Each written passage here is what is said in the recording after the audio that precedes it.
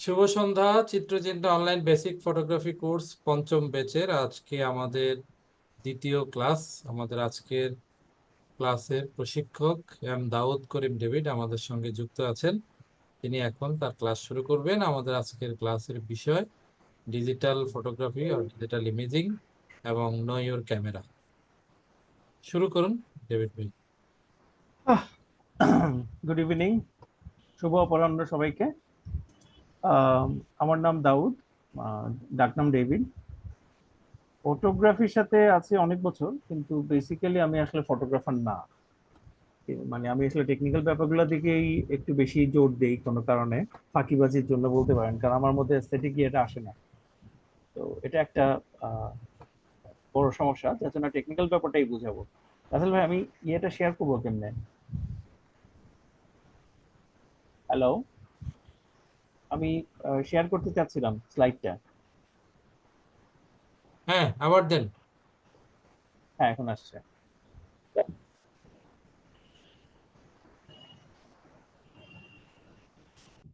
হলো,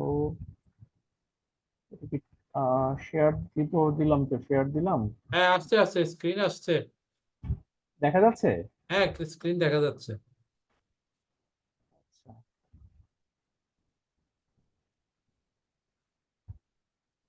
দাঁড়ান দাঁড়ান দাঁড়ান, না করতে করতে ভুলে যাই।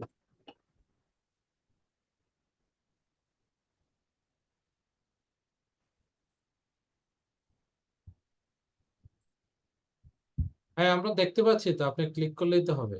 হ্যাঁ, সেটা পিছনে ছিল।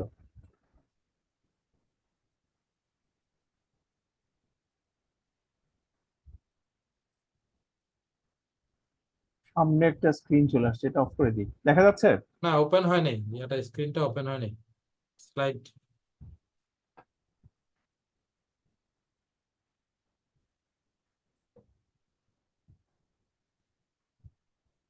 এন্টার স্ক্রিন দিব তো শেয়ার। এখন দেখেন। হ্যাঁ, আসছে।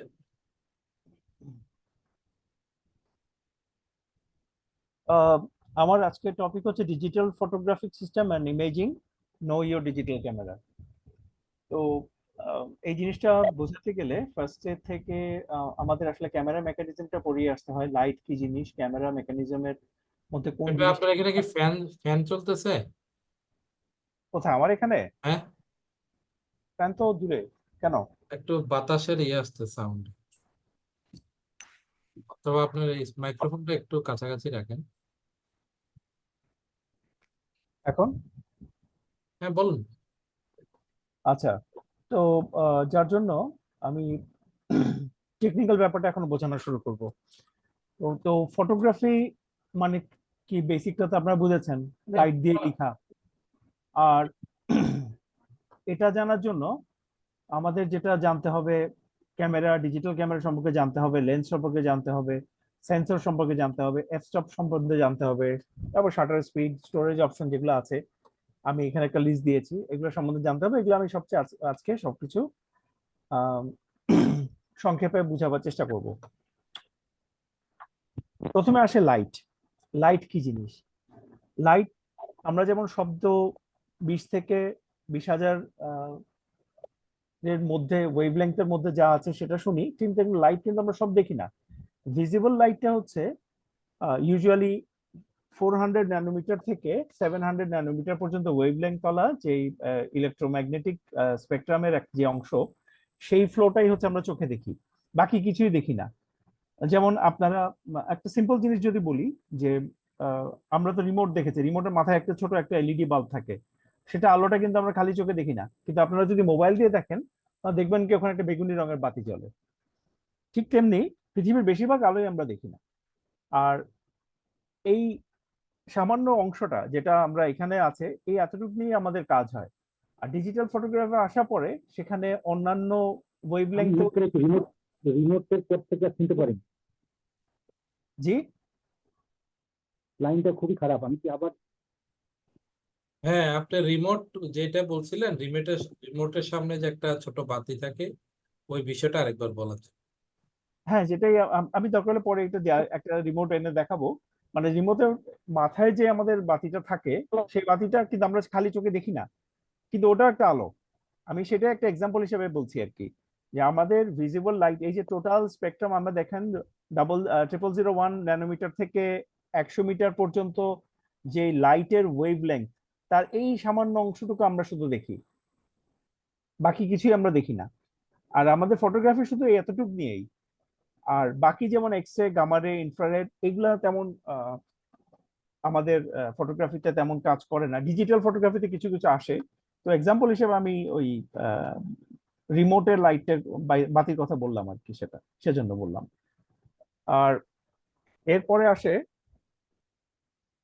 আমাদের চোখ খালি এই 380 থেকে 700 পর্যন্ত, যেখানে দেখতে পাচ্ছেন একটা ভিজিবল লাইটটাকে আমি একটু বড় করে দেখিয়েছি।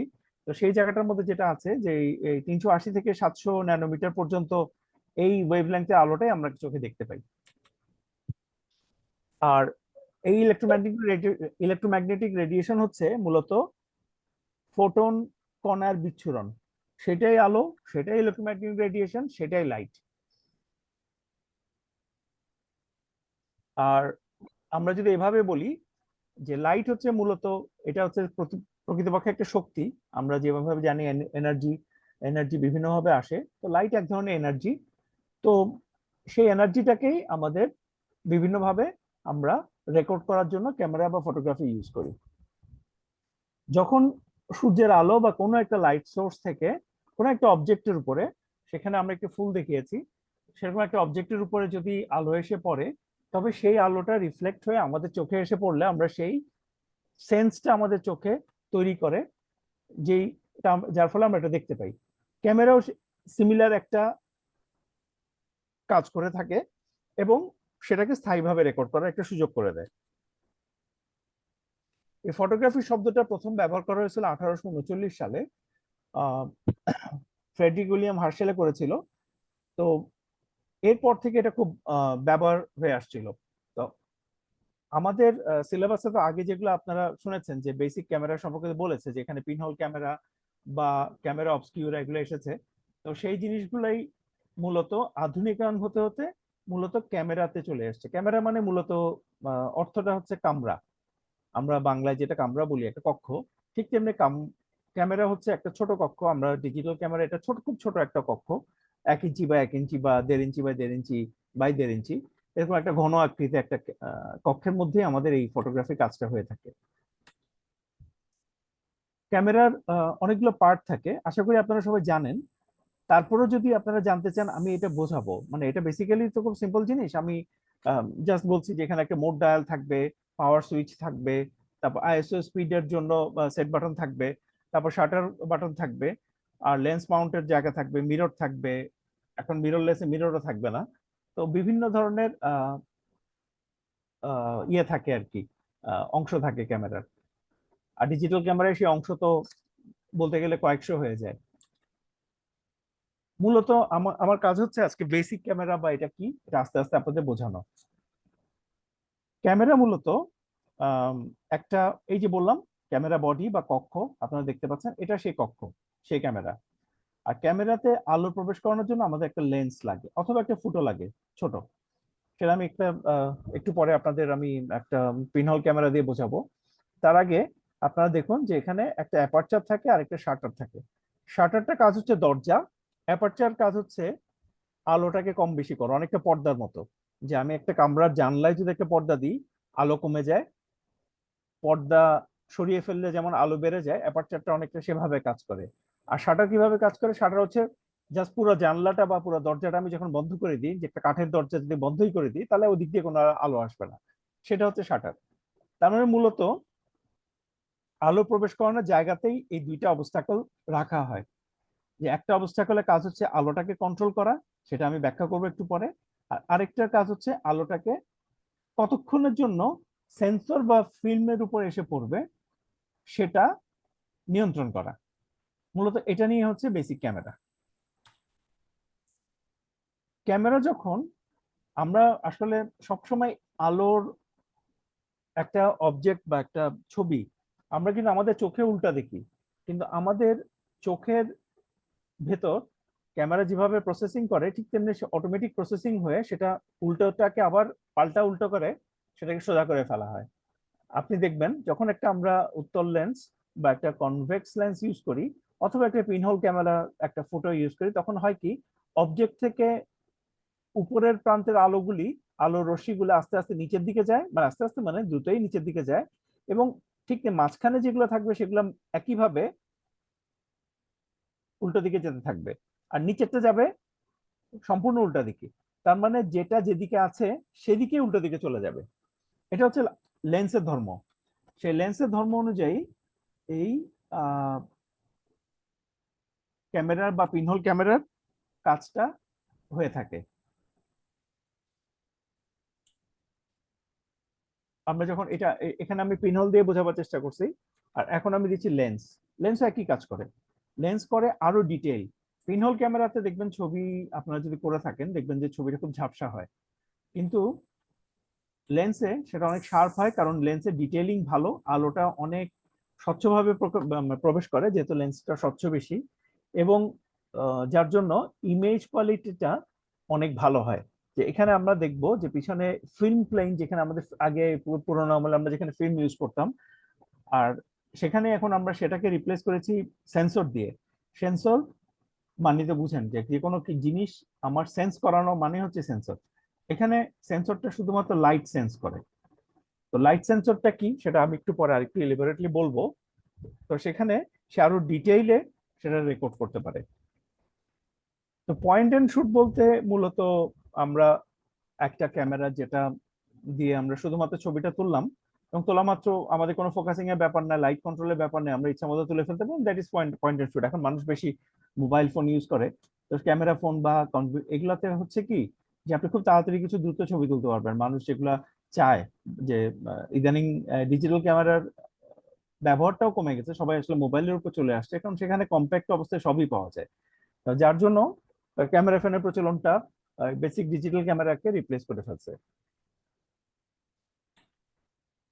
আর অ্যাডভান্স ডিজিটাল ক্যামেরা আছে তারপরে, এখানে আরো একটু দক্ষ ফটোগ্রাফারদের জন্য, যারা একটু মানে হবিজ টাইপের বা একটু মন দিয়ে কাজ করতে চায়, একটু ভালো বেটার পারফরমেন্স চায়, তখন অ্যাডভান্স ডিজিটাল ক্যামেরা ইউজ করতে পারে। ক্যাননের কিছু সিরিজ ছিল, নাইকনের কিছু সিরিজ ছিল। এটার সেন্সরের ইমেজ কোয়ালিটি আর হায়ার দেয়, লেন্সও অনেক ভালো, জুমটা অপটিক্যাল জুম এবং ডিজিটাল জুম দুটোই ভালো হয়। আমি আমি যে শব্দগুলো বলছি সেগুলো আমি আস্তে আস্তে বোঝাতে থাকবো সবগুলাই। আর ব্রিজ ক্যামেরা হচ্ছে, এখানে ভেরিয়েবল শাটার স্পিড থাকে, এটাতেও ভেরিয়েবল শাটার স্পিড থাকে। হ্যাঁ, আর ব্রিজ ক্যামেরাতে এখানেও ভেরিয়েবল শাটার স্পিড থাকে, অ্যাপারচারও ভেরিয়েবল, কিন্তু এটা অটোমেটিক ইয়ে হয়, আমি ম্যানুয়ালি করতে গেলে খুব ডিফিকাল্ট, তবে অনেকগুলোতে করা যায়। লেন্স কিন্তু বদলানো যাবে না, এখানে একই লেন্স হচ্ছে ভিউইং এর জন্য এবং ফোকাসিং এর জন্য, ভিউইং এবং এক্সপোজারের জন্য। আর ইন্টারচেঞ্জেবল লেন্স ক্যামেরা বা ডিএসএলআর ক্যামেরা মূলত হচ্ছে ডিজিটাল সিঙ্গেল লেন্স রিফ্লেক্স, ডিতে digital, S a single, L lens reflex. তো এটা আমি বুঝাবো, সেম লেন্স ফর ভিউইং, একই লেন্স দিয়ে ভিউ করা হচ্ছে, ভেরিয়েবল শাটার স্পিড সহজে কন্ট্রোল করা যায়, শাটার স্পিড বা যেটা দিয়ে আমি শাটার স্পিডটা কি আমি যতগুলো টার্ম বলছি সবাই বুঝাবো, অ্যাপারচার এবং লেন্স এগুলো করা যায়, যার জন্য এটা হচ্ছে ইন্টারচেঞ্জেবল লেন্স ডিএসএলআর ক্যামেরা। আর এখন চলে আসছে ইন্টারচেঞ্জেবল লেন্সের মিররলেস ক্যামেরা, যেখানে সব অপশন ঠিক আছে, কিন্তু ডিএসএলআর একটা লেন্স এখানে একটা মিরর থাকে, সেই মিররটাকে এখানে অমিট করে সেটা আরো সিম্পল করা হয়েছে, এবং এটা করাতে ক্যামেরার কিছু অ্যাডভান্সমেন্ট পাওয়া গেছে, যেমন খুব ফাস্ট এখন ছবি তোলা যায়, বা ওই লেন্স মুভমেন্টের কারণে যে ভাইব্রেশনের সুযোগ ছিল সেগুলো এখন অমিট হয়ে গেছে। এটা অটোফোকাসও অনেক ফাস্ট আর খুব কম্প্যাক্ট, আর এই যে বললাম does not any mirror Das low vibration during slow shutter, মানে স্লো শাটারের সময় খুব লো ভাইব্রেশন হয়, যার জন্য যারা লো লাইটে ছবি তুলতে পছন্দ করেন বা লাইট বা অন্ধকারে ছবি তুলতে বা কম আলোতে ছবি তুলতে পছন্দ করেন, তার জন্য এটা খুবই appropriate. Single lens reflex camera, single lens reflex ক্যামেরাতে থাকে একটা মিরর, যেটা 45 ডিগ্রিতে ক্যামেরার ভেতর, যেটা কামরা বলি, সেই কামরার ভেতরই থাকে, সেই 45 ডিগ্রিতে। তো 45 ডিগ্রিতে আপনারা যারা পেরিস্কোপ দেখছেন, জিনিসটা অনেকটা বেসিক পেরিস্কোপের মডেলেই কাজ করে, যে লাইটটা আসছে এবং সেই লাইটটা সেখানে 90 ডিগ্রিতে বাউন্স করে উপরে চলে যায় এবং ওখানে একটা পেন্টাপ্রিজম থাকে, যে প্রিজমটাতে 5টা অংশ, 1 2 3 4 5, 5টা সারফেস থাকে। সেই 5টা সারফেসের জন্য এই প্রিজমটাকে পেন্টাপ্রিজম বলে। সেই পেন্টাপ্রিজম দিয়ে এসে আইপিস দিয়ে ফোকাসিং এর মাধ্যমে চোখে আপনাকে দেখায়। সেইটা হচ্ছে সিঙ্গেল লেন্স রিফ্লেক্স ক্যামেরা। এখানে পরে মিররটা যখন উঠে যাবে তখন ফিল্ম শাটারটা সরে গেলে ফিল্মটা এক্সপোজড হয়, তখন ছবিটা ওঠে। আর ডিজিটাল সিঙ্গেল লেন্স রিফ্লেক্স ক্যামেরাতে সেই ফিল্মটাকে রিপ্লেস করা হয়েছে সেন্সর দিয়ে, যে একইভাবে শাটারটা সরে গেলে এখানে যেই ইমেজটা আমরা তোলার চেষ্টা করছি সেটা সেন্সরে তখন রেকর্ড হয়। একই জিনিস, শুধু ফিল্মটাকে রিপ্লেস করা হয়েছে সেন্সর দিয়ে। ডিএসএলআর যেটা হয় যে আমরা কিছু শব্দ নিয়ে জানতে চাই, যেমন অটো ফোকাসিং এর মেকানিজমটা নিচে থাকে মূলত, আর সেখানে পিছনে ছোট একটা মিরর থাকে যেটা আসা লাইটটাকে সেখানে বাউন্স করে নিয়ে একটা অংশকে নিচের দিকে পাঠায়, আর বাকি অংশটাকে মূলত বেশিরভাগ অংশকে উপরের দিকে পাঠিয়ে দেয়, যার জন্য ইমেজটা অনেক সময় আমরা, যার জন্য ডিএসএলআর ক্যামেরাতেই বা যে কোনো এসএলআর ক্যামেরাতেই অ্যাকচুয়াল লাইট যা দেখি তার চেয়ে কম ভিতরে আসে, কারণ এর একটা অংশ ডাইভার্ট করে অটোফোকাসের জন্য, আর বাকিটা পেন্টাপ্রিজম দিয়ে আপনাকে ভিউ ফাইন্ডারে দেখায়। আর মিররলেস ক্যামেরাতে কোনো মিরর থাকে না। বেসিক ক্যামেরা বা পিনহোল ক্যামেরা যেটা বলেছিলাম অনেকটা ওরকমই, এখানে ক্যামেরাটাই পুরোটাই এখানে এবং সেখানেই সেন্সরটা, যার জন্য এই যে উইডথটা, ক্যামেরার উইডথটা অনেক কমে যায়। কমে যাওয়ার কারণে হয় কি, ক্যামেরাটা পাতলা হয়। এই মিরর মেকানিজম নাই, নষ্ট হওয়ার সম্ভাবনা কম। মিররের কারণে যে প্রবলেমগুলো হয়, যে বললাম যে ভাইব্রেশন বা সাউন্ড, সেগুলো এখানে হবে না। আপনি একদম মিনিমাম সাউন্ডে একটা ভালো ক্যামেরা বা অ্যাডভান্স ক্যামেরা পেয়ে যাচ্ছেন। রিফ্লেকশন কি আপনাকে আগে বুঝতে হবে। রিফ্লেকশন হচ্ছে কি, আপনি যখন আয়নার সামনে দাঁড়ান আপনি যেটা দেখছেন, আপনার যে উল্টা প্রতিবিম্ব, সেটাই হচ্ছে রিফ্লেকশন। আমরা লাইটটাকে মূলত, লাইট সবসময় সরল পথে যাবে এবং যে অ্যাঙ্গেলে ঢুকবে তার পাল্টা অ্যাঙ্গেল দিয়ে বেরিয়ে যাবে, মানে ঠিক উল্টো দিক দিয়ে বেরিয়ে যাবে। যখন আপনি একটা আয়নার উপর পড়বেন, মিররেই সবচেয়ে বেশি প্রতিফলন দেখা যায়, আর অন্যান্য সারফেসে একটা অংশ, লাইটের একটা অংশকে অ্যাবজর্ব করে ফেলার কারণে যতটুকু আলো ওখানে পড়ে পুরোটা আপনি পাবেন না, কিন্তু মিরর বেশিরভাগ ক্ষেত্রে 90%-এর মতো আলো আপনার দিকে দিয়ে দেবে। এখানে যে আলোটা পড়বে সেটা অ্যাঙ্গেল অফ ইনসিডেন্স দিয়ে ঢুকবে এবং অ্যাঙ্গেল অফ রিফ্লেকশন দিয়ে বেরিয়ে যাবে, এবং এই দুইটা কোণই সমান। এটা আমি অত ফিজিক্সে এখন যাব না, কিন্তু মূলত হচ্ছে কি, আপনি দেখবেন যে একটা কাঁচের মধ্যে আপনি টর্চ দিয়ে আলো ফেললে আলোটা চলে যাচ্ছে উল্টো দিক দিয়ে, সেটাই হচ্ছে এই, সেটা দিয়ে আমার এই মেকানিজমটাকে বা এই ইয়েটাকে বোঝানো যাচ্ছে। আর রিফ্রাকশন বা প্রতিসরণ, পানিতে সবসময় আমরা দেখি কি আলোকে বেন্ড করে ফেলা যায়, কারণ বাতাস আর পানির ঘনত্ব আলাদা।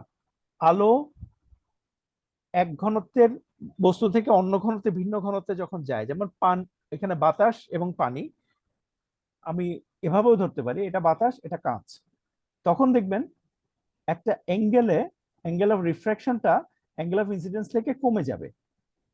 আবার কিছু কিছু ক্ষেত্রে, ওটা আমি বলছি একটু পরে আসবো, এখানে আমি যার জন্য এটাকে আমি আর পানি লিখি নেই, এখানে লিখেছি আমি সাবস্টেন্স 1, আমাদের ক্ষেত্রে এটা অবশ্যই বাতাস আমরা যেটা দেখি, এবং সাবস্টেন্স 2টা এখানে ফটোগ্রাফির জন্য এটা কাঁচ হবে।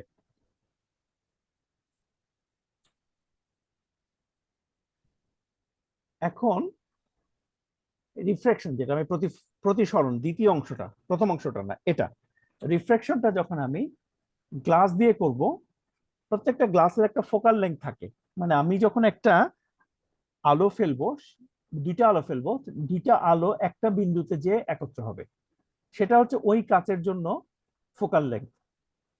সেখান থেকে যদি আমি 1000টা বা আলো রশ্মি ফেলি, সবগুলো কিন্তু এক বিন্দুতেই আসবে, তো সেটাকে আমরা ফোকাল পয়েন্ট বলি।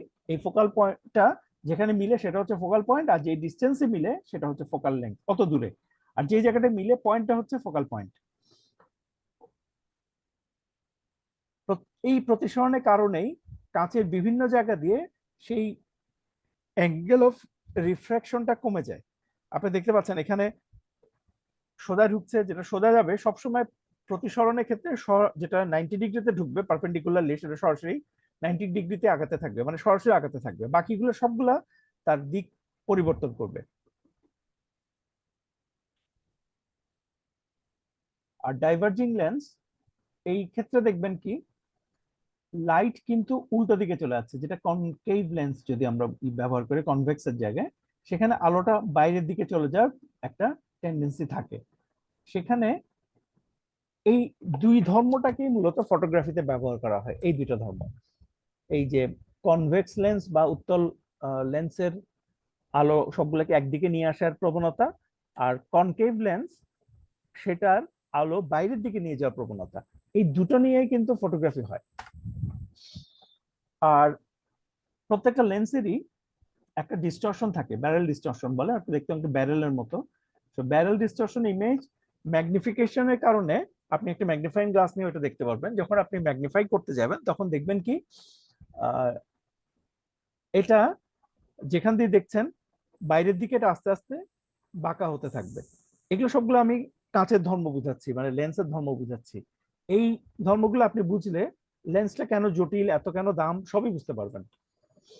আর এটা যেমন ব্যারেল ডিস্টরশন, এটা হচ্ছে পিনকোশন ডিস্টরশন। পিনকোশন ডিস্টরশন নরমালি আপনার কনকেভ লেন্সে বেশি হয়। তো সেটাতে দেখা যায় যে এই ধরনের বাইরের দিকে কোণায় বাঁকা হয়ে যাওয়ার একটা টেন্ডেন্সি থাকে। আর এটা হচ্ছে মুস্টাচ ডিস্টরশন। মুস্টাচ মানে তো গোফ, তো গোফের মতো এখানে ডিস্টরশনটা মাঝখানের দিকে একরকম প্রবণতা থেকে বাইরের দিকে একটু কার্ভ হয়ে যায়। এটা হচ্ছে যে মূলত ব্যারেল ডিস্টরশন আর পিনকোশন ডিস্টরশনের কম্বাইন্ড ডিস্টরশন হচ্ছে এই মুস্টাচ ডিস্টরশন। আর ডিস্টরশন অফ লেন্সের এই সবগুলাকে আমাদের কি বলবো সিম্পলিফাই করার জন্য, মানে আমাদের আসলে কাজের জন্য যেটা করতে হয়, যেটা করার জন্য তখন তারা স্ফেরিক্যাল লেন্স ইউজ করে। আমরা যে স্ফেরিক্যাল লেন্স যে শব্দটা পাই, সেখানে ওই সবগুলাই যে আমরা এই দুইটা ডিস্টরশন ব্যারেল আর পিনকোশন ডিস্টরশন, এই ডিস্টরশন গুলোকে অমিট করা হয় এখানে। যার জন্য এখানে একটা অংশে একটু কনভেক্সের টাইপ রাখা হয়, আর বাকি অংশ উত্তলের বা কনকেভের অংশ রাখা হয়, কিছু অংশে কনভেক্সের অংশ রাখা হয়। এবং এরপরে বিভিন্ন আলো থেকে, বিভিন্ন জায়গা থেকে আসা আলোকে সে কিন্তু ঠিকই ওই ফোকাল প্লেনের ফোকাল পয়েন্টে নিয়ে আসতে পারে, মানে যে ডিস্টরশনটা এড়িয়ে ফেলতে পারে আর কি। এই যে ডিস্টরশন গুলো হয়, সেই ডিস্টরশনটাকে কারেকশন করার জন্য নরমালি মূলত অ্যাসফেরিক্যাল লেন্স গুলাকে ব্যবহার করা হয় বিভিন্ন ফোকাল লেন্থের। এখন এবার ক্যামেরার মধ্যে লেন্সের কতগুলো আমরা যে এলিমেন্ট বলি, 4 এলিমেন্ট 6 এলিমেন্ট, সেই এলিমেন্ট হচ্ছে এগুলা। সেই এলিমেন্ট গুলাই একটা আরেকটাকে মিলে সেই অ্যাসফেরিক্যাল লেন্সের মতো কাজ করে। কিছু অ্যাসফেরিক্যাল লেন্স থাকে, কিছু কনভেক্স থাকে, কিছু কনকেভ থাকে, সবগুলা মিলায় তারপর হয় কি যে তার ফোকাল লেন্থটাকে আমরা ভেরিয়েবলও করতে পারি, এবং বাইরের সাইডের কারণে যে ডিস্টরশন হয় সেগুলোকে আমরা কমিয়ে আনতে পারি। যার জন্য দামি লেন্স সেখানে এলিমেন্ট বেশি হয়, যার জন্য ডিস্টরশনটা তার অনেক ক্ষেত্রে কমে আসে। এখানে আমরা যেটা বলছি, এখানে মাউন্ট থাকতেছে, মাঝখানে আইরিস। আইরিস বলতে আমরা পর্দাটাকে বুঝাচ্ছি, যে জানলার পর্দা দিয়ে আমরা আলো কম বেশি করি। আর লেন্স এলিমেন্টটা তো সামনে আছে। তো এটার কারণে যখন আমরা ফোকাল লেন্থটাকে কমাতেও পারবো, তখন যখন ফোকাল লেন্থ কমে যাবে তখন সেটা হবে টেলিফোটো লেন্স। আর যখন এটা বেড়ে যাবে, সরি, যখন কমে যাবে তখন এটা ওয়াইড লেন্স, আর যখন বেড়ে যাবে তখন সেটা হবে টেলিফোটো লেন্স।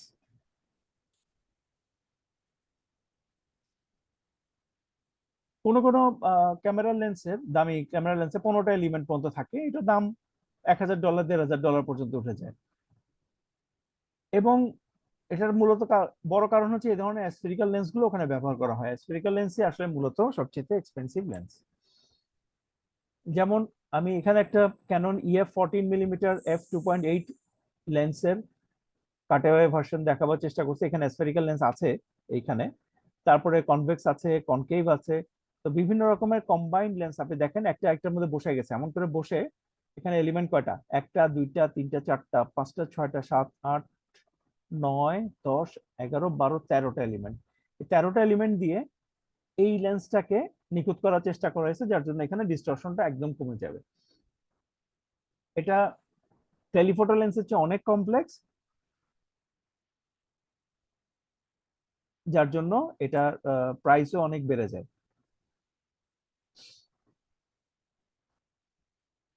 যেমন আমরা এখানে আমরা লেন্সের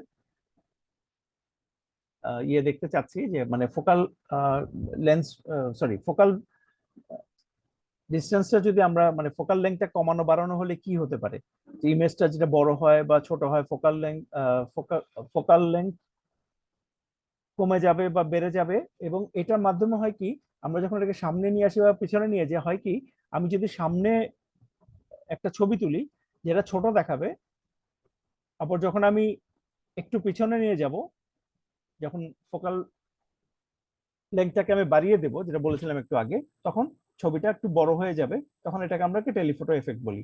এভাবে আমরা ওয়াইড আর টেলিফটো এই কাজগুলো করে থাকি শুধু।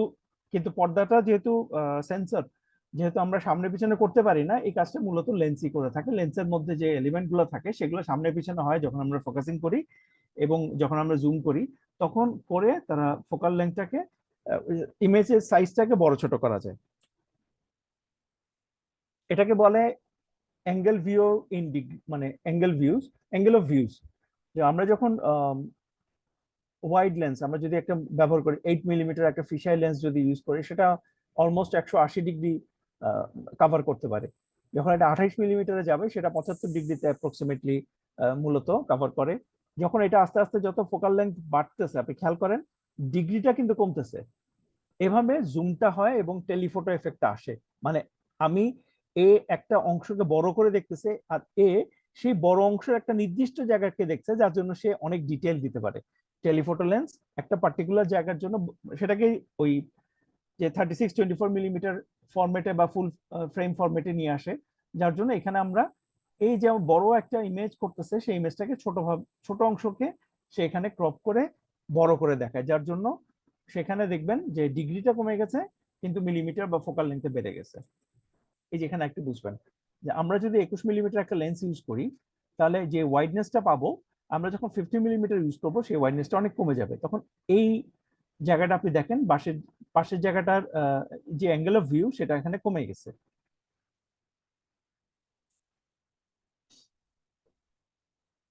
নর্মালি নর্মাল লেন্স বলতে আমরা কি বুঝি? আমরা তো প্রাইম লেন্স বলি, কিন্তু প্রাইম লেন্স তো আসলে নর্মাল লেন্স না। প্রাইম লেন্স মানে হচ্ছে একটা ফিক্সড ফোকাল লেন্থের লেন্স। আর নর্মাল লেন্স বলতে আমরা যেখানে ক্যামেরা আমরা খালি চোখে যা দেখবো, ক্যামেরার আইপিস দিয়ে আমরা তাই দেখবো, সেটা হচ্ছে ওই ক্যামেরার জন্য মানে নর্মাল লেন্স। যে আমরা যদি একটা বৃত্ত আঁকি, যেটা মূলত যদি সেন্সরটা আসলে পুরো বৃত্ত হয় না, কিন্তু পুরো বৃত্তের ইমেজটা দিতে পারে, কিন্তু সেন্সর থাকে এদিকে 36 মিলিমিটার, এদিকে 24 মিলিমিটার।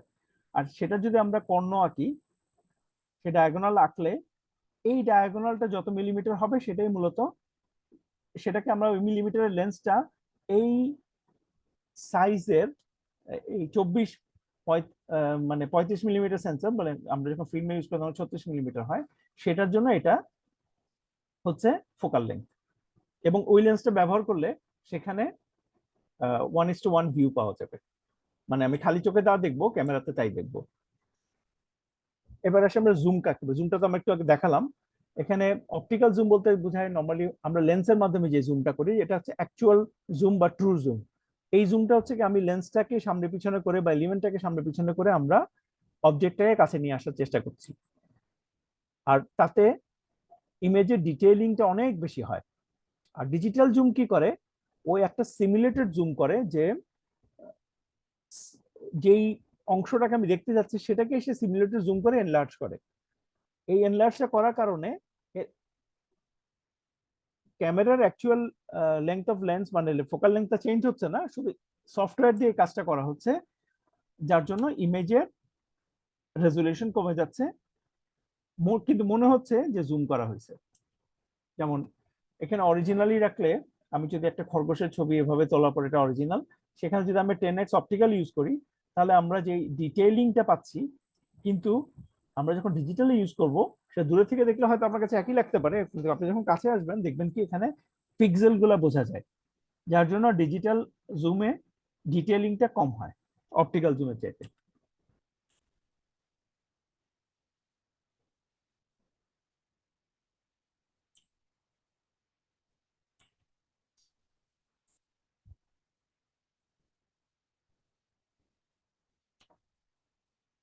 আর মুভমেন্ট কম্পেনসেশন মূলত আমরা যে ভাইব্রেশনটাকে বা হাতের শেকটাকে আমরা কন্ট্রোল করার জন্য ক্যামেরা নিজে থেকে যে প্রযুক্তিটা দিয়ে থাকে সেটা এক একটা কোম্পানি এক একভাবে দিয়ে থাকে। যেমন নাইকন দেয় ভিআর হিসাবে, ভাইব্রেশন রিডাকশন হিসাবে, ক্যানন দেয় আইএস হিসাবে, ইমেজ স্টেবিলাইজেশন বলে, পেন্টাক্স দেয় এসআর বা শেক রিডাকশন, সনি দেয় triple S super steady shot. এটা মূলত সবগুলো আসলে একই জিনিস। তো হ্যাঁ, ওদের প্রযুক্তিগতভাবে কোনোটা হয়তো একটু বেশি ভালো আসবে, কোনোটা একটু কম ভালো হবে, কিন্তু কথা হচ্ছে এটা হচ্ছে একই জিনিসটাকেই, সেই মুভমেন্ট রিডাকশনটাকেই তারা বিভিন্ন নাম দিয়ে এক এক ব্র্যান্ডে সেটা আলাদাভাবে প্রচার করে। ইমেজ স্টেবিলাইজেশনের জন্য ভিতরে একটা জাইরোস্কোপিক একটা ডিভাইস বসানো থাকে, যে ক্যামেরা যখন মুভ করে তখন বা কোনো কারণে হালকা শেক হয়, সেই শেকটা পাল্টা একটা মুভমেন্ট এখানে দেওয়ার চেষ্টা করে এবং দেওয়ার চেষ্টা করে সে ইমেজটাকে স্টেবল রাখার চেষ্টা করে।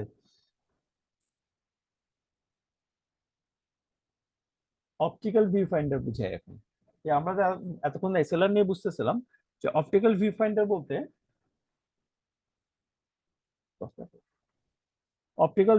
বলতে মূলত যেটা দেখছেন যে আমরা চোখে যেটা দেখি সেটা আসলে ভিউ, যেটা দেখি আর লেন্স যেটা দেখি দুটো ডিফারেন্ট হয়। আচ্ছা, লেন্সেরটা আমি দিয়ে কমলা দাগ দিয়ে দেখাবার চেষ্টা করছি, আর যেটা আমি চোখের মাধ্যমে দেখছি সেটা আমি লাল দিয়ে দেখাচ্ছি। দেখেন সামান্য একটা পার্থক্য আছে। আপনি কখনো যদি আলাদা এগুলা ভিউ ফাইন্ডার দিয়ে দেখেন, যদি এটা আপনি মোবাইল ক্যামেরাতে বুঝবেন না, এসএলআর বুঝবেন না, মিররলেসে বুঝবেন না, কিন্তু আমরা যদি অন্য ধরনের ক্যামেরাগুলো ইউজ করি সেগুলোতে এটা পাওয়া যায়। আর electronic viewfinder, optical viewfinder মানে সরাসরি আমি চোখ দিয়ে যেটা দেখছি, মানে আমি ক্যামেরার লেন্স দিয়ে দেখছি একটা আর রেকর্ড করছি, আর যেটা চোখে দেখছি ওটা আলাদা একটা লেন্স দিয়ে উপরে থাকে। কিন্তু মিররলেস বা ব্রিজ ক্যামেরা বা অ্যাডভান্স ডিজিটাল ক্যামেরা এগুলোতে যেটা আমার সেন্সর রেকর্ড হচ্ছে ওটাই একটা পর্দাতে ইলেকট্রনিক্যালি ওই সিগন্যালটাকে দেখানো হয়, যার জন্য আমি আসলে লেন্সে যা দেখি সেটাই আবার আমি চোখে দেখতে পাচ্ছি। এখানে আমি একটা সেন্সর অ্যারেঞ্জমেন্টটাকে আমি দেখাচ্ছি, যে এই সেন্সর যেটা দেখবেন যে মূলত সেন্সরটা দেখতে এরকমই হয়, এবং যখন একটা ইমেজ যেটা কন্টিনিউয়াস ইমেজ প্রজেক্টেড অনটু এ সেন্সর অ্যারে, এটা যখন পড়ার পরে সে এটাকে ডিজিটাল ডাটাতে কনভার্ট করার জন্য সে বিভিন্ন রকম সফটওয়্যার ব্যবহার করে এবং এই করে সে ডাটাটাকে রেকর্ড করে। এগুলো প্রত্যেকটা হচ্ছে একটা একটা পিক্সেল। সে পিক্সেল গুলা আলাদাভাবে তার অংশটাকে তারা রেকর্ড করে এবং টোটাল ইমেজটাকে প্রসেস করে আপনাকে দেখায়। সেটা হচ্ছে সেন্সরের কাজ। সেন্সরের আবার সাইজের ব্যাপারও আছে, সব সেন্সর অবশ্যই সমান না। মোবাইলে যে সেন্সর থাকবে সেটা ফুল ফ্রেমে কখনোই থাকবে না। ফুল ফ্রেমে যে 35 মিলিমিটার সেন্সর থাকে সেখানে মূলত 36 মিলিমিটার আর 24 মিলিমিটার উইথ থাকে আর 36 মিলিমিটার লেন্থ থাকে। কিন্তু আপনি যখন ক্রপ সেন্সর ইউজ করবেন, যে নাইকন বা ক্যাননে যেগুলো থাকে এপিএসসি সেন্সর, সেগুলোতে হয় কি 1.5 হলে এরকম থাকে, একটু কমে আসবে, 1.6 হলে 1.6 ক্রপ ফ্যাক্টরের জন্য সেটা একটু ছোট হয়ে যায়। তারপর 4/3 বলে, এদিকে 3 এদিকে 4, আবার 1/3 আছে, হাফ আছে, বিভিন্ন রকম সাইজের সেন্সর বাজারে বিভিন্ন ক্যামেরাতে ব্যবহার করা হয়ে থাকে।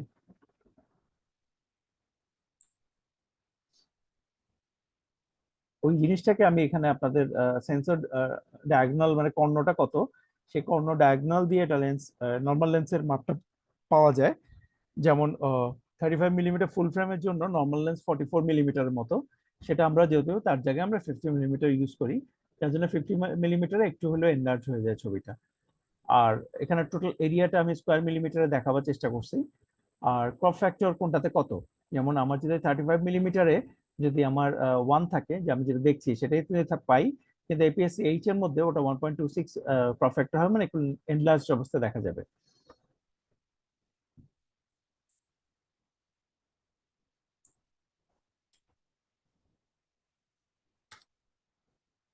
আমরা সেন্সরের ব্যাপারের জন্য যে শব্দগুলো শুনি সেগুলো হচ্ছে সিসিডি, চার্জ কাপল ডিভাইস, এটা এখন তেমন ব্যবহার হয় না। আর সিমোসটা মূলত বেশিরভাগ ক্যামেরাতে এখন ব্যবহার হয়, যেগুলো হচ্ছে যে কমপ্লিমেন্টারি মেটাল অক্সাইড সেমিকন্ডাক্টর। এই ধরনের সেন্সর গুলাই আমি যে একটু আগে 4 স্লাইড আগে যেটা দেখালাম যে প্রত্যেকটা পিক্সেলের সাউন্ডটাকে রাখার মানে রেকর্ড করার চেষ্টা, সাউন্ড বলছি, ইমেজের পিক্সেলের যেই যাকে যে আলোটা পড়ছে সেটাকে রেকর্ড করার চেষ্টা করছে, সেই জিনিসটা আলটিমেটলি ক্যামেরার মেমোরিতে নিয়ে আসে সফটওয়্যারের মাধ্যমে। আমি এখানে এটা না বুঝাই, কারণ বেসিক্যালি আমি এখানে দিয়ে দিচ্ছি, আপনারা দেখে নিতে পারবেন। সিসিডি আর সিমোস এর মধ্যে পার্থক্যটা, এটা একটু বেসিক্যালি ইঞ্জিনিয়ারিং অংশ, এটা আসলে লাগবে না আপনাদের।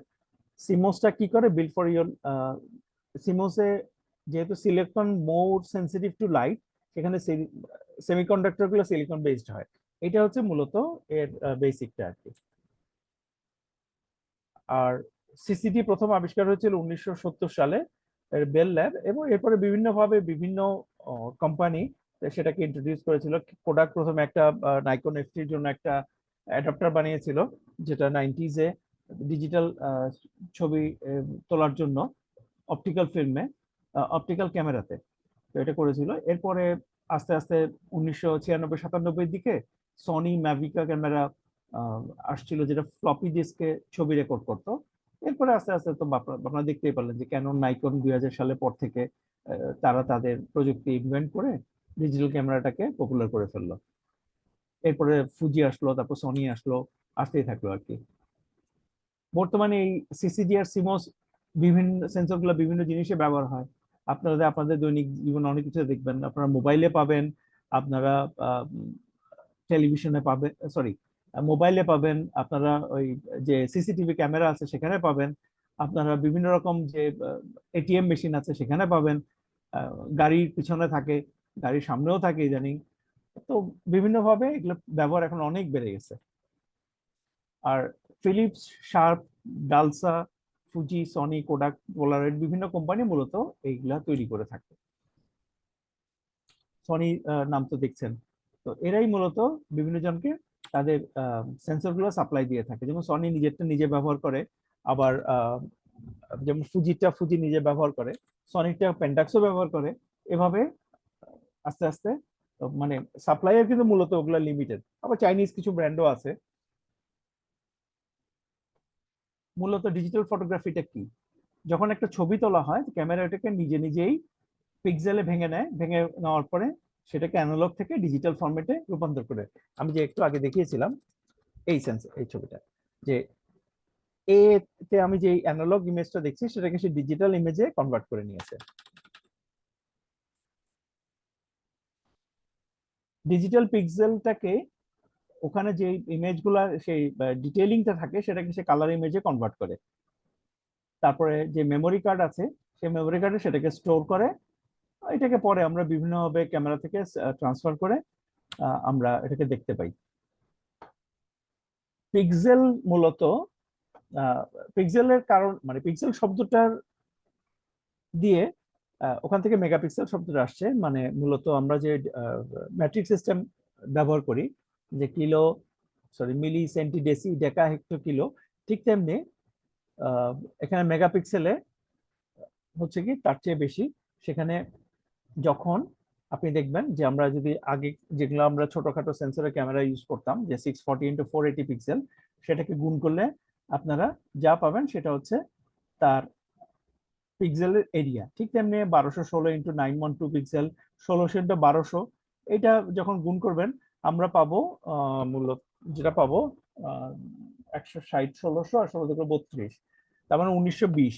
এটাকে আমরা 20 মেগাপিক্সেল বলে থাকি আর কি।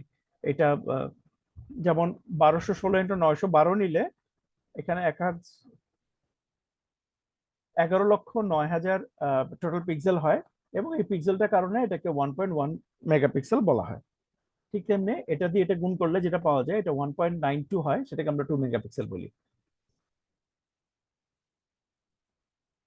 পিক্সেল, মেগাপিক্সেল মানে হচ্ছে টোটাল পিক্সেল কাউন্ট, যার মেগাপিক্সেল যত বেশি সেখানে পিক্সেল কাউন্ট তত বেশি। এবং সেন্সরের কোয়ালিটির উপরে যদি পিক্সেল বেশি হয় তাহলে ডিটেইলিংটা অনেক বেড়ে যায়, এবং যার জন্য ছবিটা অনেক বেশি ডিটেইল এবং অনেক ভালো আসে।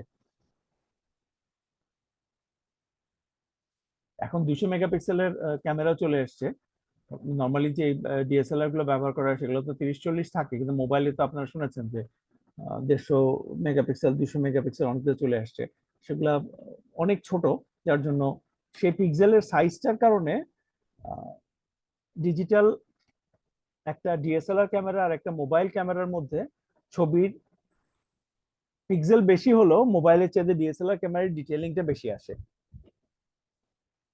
এখানে আরেকটু বোঝাবার চেষ্টা করছি যে আমি যদি একটা অ্যানালগ ইমেজ থাকে, তাকে আমরা যখন ডিজিটাল স্যাম্পলিং করে, যখন কম্পিউটার প্রসেসর, প্রত্যেকটা কম্পিউটার প্রসেসর আছে ডেফিনেটলি, এবং স্যাম্পলিং করার পর এগুলাকে কোয়ান্টাইজেশন করে, মানে কতগুলো ম্যাথমেটিক্যাল ইয়েতে ফিগারে নিয়ে যায়, সেই ফিগারগুলাই তারা রেকর্ড করে রাখে এবং আপনাকে সে পাল্টাটা সে দেয়, মানে ওটাকে ডিকোড করে আপনাকে যখন দেখায় তখন আপনি আবার কিন্তু ইমেজটা দেখতে পান। কিন্তু ক্যামেরার কাছে এবং কম্পিউটারের কাছে এই সংখ্যাগুলাই লেখা থাকে, ওটার জন্য পিক্সেল কোয়ান্টাইজেশনের যে সংখ্যাগুলো থাকে সেই সংখ্যাগুলো। আমরা খুব সুন্দর একটা ছবি দেখি, এরকম একটা রঙিন ছবি দেখি, কিন্তু মূলত রঙিন ছবিটা কম্পিউটারের কাছে কিরকম, কতগুলো ম্যাথস, সে অঙ্ক, সে অঙ্কগুলা কতগুলো লজিকের মাধ্যমে তার কাছে রেকর্ড করা থাকে, সেই রেকর্ডটা আপনাকে ডিকোড করে দেখায় সে। এটা আমি বলেছি, একটু আগেই বললাম। মেগাপিক্সেলটা এখানে একটু সুন্দর করে আমি ক্যালকুলেশন করে দিয়েছি, দেখেন যে 2 মেগাপিক্সেল যেটা 1.92, আবার 3 মেগাপিক্সেল মানে 3 মূলত 3.15 এই ধরনের। মানে আমি যদি দৈর্ঘ্য যদি 2100 পিক্সেল হয় এবং প্রস্থ যদি 1500 পিক্সেল হয়, তখন এটা গুণফল আসবে 3.15। সেটা মানে 31,50,000-এর মতো আসবে, সেটা হচ্ছে যে 3.15 বা 3 মেগাপিক্সেল। এভাবে কোনটা 4000 ইন্টু 2000 হলে ওটাকে আমরা 8 মেগাপিক্সেল বলি। এবং আপনি যতই পিক্সেল বাড়তে থাকে, আপনি প্রিন্ট সাইজ বা যে ছবিটা আপনি ইমেজটা পাবেন, সেই ইমেজটা আপনার প্রিন্ট সাইজ, প্রিন্ট ডিটেইলটা ভালো হবে। মানে একটা যদি আমি 2 মেগাপিক্সেল আমি ধরে নিলাম 400 প্রিন্ট করতে পারি, মূলত এই এখন সবগুলা ক্যামেরাই আসলে বেড়ে গেছে, কিন্তু আমি জাস্ট বেসিকটা পড়াচ্ছি যেহেতু। সেহেতু যদি বলি আমি যে 2 মেগাপিক্সেল যেগুলো আমরা 2004-05 দিকে ব্যবহার করতাম, সেই ধরনের ক্যামেরায় যদি আমরা 4 ইঞ্চি 6 ইঞ্চি প্রিন্ট পাই, যেখানে আমি 8 মেগাপিক্সেলে আমি 16-12 ভালো একটা প্রিন্ট পেতে পারি। এবার আসি অ্যাসপেক্ট রেশিও। আমরা তো অ্যাসপেক্ট রেশিও শব্দটা শুনি, অ্যাসপেক্ট রেশিওটা আসলে মূলত হচ্ছে দৈর্ঘ্য আর প্রস্থের অনুপাত। যে আমরা যখন 1:1, মানে দৈর্ঘ্য যদি 1, মানে 1 ইঞ্চি বা 1 ফুট, প্রস্থ সেম ভাবে 1 ফিট বা 1 ইঞ্চি হয়, তখন সেটা 1:1। ওভারহেড অ্যান্ড ওপাক প্রজেকশনের জন্য এটা ব্যবহার করা হয়। আর হাই এন্ড ডাটা গ্রাফিক্সের জন্য 5.4 ব্যবহার করা হয়। তারপর টেলিভিশনে যেটা আমরা যেগুলো আগে পুরোনো টেলিভিশন ছিল, সেখানে এনটিএসসি পাল যেটা ভিডিও সিস্টেম বা ব্যবহার করতো, সেটা 4:3 ছিল। আর স্ট্যান্ডার্ড স্লাইডে যেটা করা হতো 35 মিলিমিটার ডিএফএ 2:2, এটা 1.48:1 ছিল। আর হাই ডেফিনিশন বলতে আমরা বুঝাই, এগুলো কিন্তু সবই পিক্সেল অনুপাত, মানে আমার এখানে যদি 10 পিক্সেল থাকে এখানে 10ই হবে। আর ঠিক তেমনি এখানে যে যতদিন গুণ করেছি, তো 10 জায়গায় 14.8 হবে। ঠিক তেমনি এভাবে যখন আরেকটু 1.85:1 হবে, এটা 1, এটা 1.85, তখন সেটা হয়ে যায় ওয়াইড স্ক্রিন। আর সিনেমাস্কোপ মানে হচ্ছে 2.35:1। মূলত ডিজিটাল ক্যামেরার ভিডিওগ্রাফি এই জায়গাতে যে একত্র হয়ে যায়, একই হয়ে যায়। মানে আমরা যেটা এইচডি করি বা 4.3, আমাদের ক্যামেরাতে মূলত 4.3 করে, কিন্তু ডিজিটালে যেহেতু এখন সবগুলোতে একই সেন্সর বা সিমিলার সেন্সর দিয়ে সিমিলার ফিজিক্স ব্যবহার করা হয়, সুতরাং এখন digital photography sorry digital movie বা ডিজিটাল ভিডিওগ্রাফির টার্ম আর ডিজিটাল ফটোগ্রাফির টার্মে অনেক দিকে মিল পাওয়া যায়। বেসিক্যালি আগেও ছিল মিলটা। এই অ্যাসপেক্ট রেশিও গুলো যেমন 4.3 আমরা যেটা ফিক্সড, যে আমরা ফুল ফ্রেম ক্যামেরা যেটা ব্যবহার করি সেগুলো 4.3, আবার 16.9 অনেকে ইউজ করতে পারেন বা মোবাইলে অনেকে করেন, সেরকম আর কি। এগুলো হচ্ছে অ্যাসপেক্ট রেশিওর কয়েকটা এক্সাম্পল। আর ডাস্ট রিজেকশন মানে কি, যে সেন্সরে সবসময় লেন্স তো খোলা বাঁধা হচ্ছে, তো খোলা বাঁধা হওয়ার পরে যে সেখানে কিছু ডাস্ট থাকে, বাতাসে কিন্তু প্রচুর ডাস্ট, আমরা বুঝি না, চোখে দেখলে বুঝি না। আপনি একটা রুম রেখে দেন, সব জানলা বন্ধ করে দেন, আপনি 1 সপ্তাহ পরে যাবেন, দেখবেন সবকিছু ধুলা পড়ে আছে। এই ধুলাটা আমরা খালি চোখে দেখি না। আপনি যদি রাস্তায় হাঁটেন, রাস্তায় যে পরিমাণ ধুলা আছে আমরা তো চোখেই দেখি না সেটা। এটা আমাদের বিভিন্ন রকম এনভায়রনমেন্টাল যে ওয়ার্নিং সফটওয়্যার গুলো বা অ্যাপস গুলো আছে, সেগুলোতে আমাদেরকে সেই ডাটাগুলো শো করে যে যেটা ওখানে কি পরিমাণ আমাদের পার্টিকেল বাতাসে ভাসছে, সেগুলোর উপর ডিপেন্ড করে। সেই ধূলিকণাগুলা আপনি লেন্স খুললে মাত্র সেন্সরে যেয়ে লাগে। এবং এটা সময়ে সময়ে মাঝে মাঝে পরিষ্কার করাতেও হয় আপনি যখন বেশি ডাস্টি জায়গাতে ছবি তুলবেন। কিন্তু ক্যামেরা নিজে থেকে একটা সিস্টেম দিয়ে রাখে, যার ফলে আপনি ইয়েটা করতে পারবেন, যে এই মানে কিছুটা আপনাকে সাহায্য করবে মূলত হালকা ডাস্টটাকে সে কমাবার জন্য। এখানে একটা সামনে একটা লো পাস ফিল্টার থাকে, সে একটা অটোমেটিক ইলেকট্রোম্যাগনেটিক একটা ভাইব্রেশন দেয়, সেই ভাইব্রেশনের কারণে সেই উপর থেকে ইয়েটা পড়ে যায়। আপনারা অনেকগুলো ক্যামেরায় দেখবেন অন হওয়ার সময় যে ডাস্ট ডিটেকশনটা কাজ করে, এবং এর মাধ্যমে সেন্সরটা ম্যাক্সিমাম পরিষ্কার রাখার চেষ্টা করা হয়। তারপরেও যখন বেশি হয়ে যায় তখন ফিজিক্যালি এক্সপার্টের মাধ্যমে পরিষ্কার করতে হয়। লাইভ ভিউ শব্দটা আমরা সবাই পরিচিত। লাইভ ভিউ মানে আমরা আসলে যেটা লাইভ দেখছি সেন্সরে, যেগুলো এখনকার ডিজিটাল ক্যামেরা খুব বেশি অ্যাভেলেবল, বিশেষ করে 2010-এর পর থেকে। সেই লাইভ ভিউটা এখানে একটু দেখাইছি আমি। আর এর মাধ্যমে হয় কি যে আমার আইপিএস এর মাধ্যমে দেখতে হচ্ছে না, লাইভ ভিউর মাধ্যমে অনেক কনভিনিয়েন্ট অবস্থায় দেখতে পাই, এবং আসলে মূলত কম্পোজ করতে গেলে অনেক ক্ষেত্রে সুবিধা হয়ে যায় এর ফলে।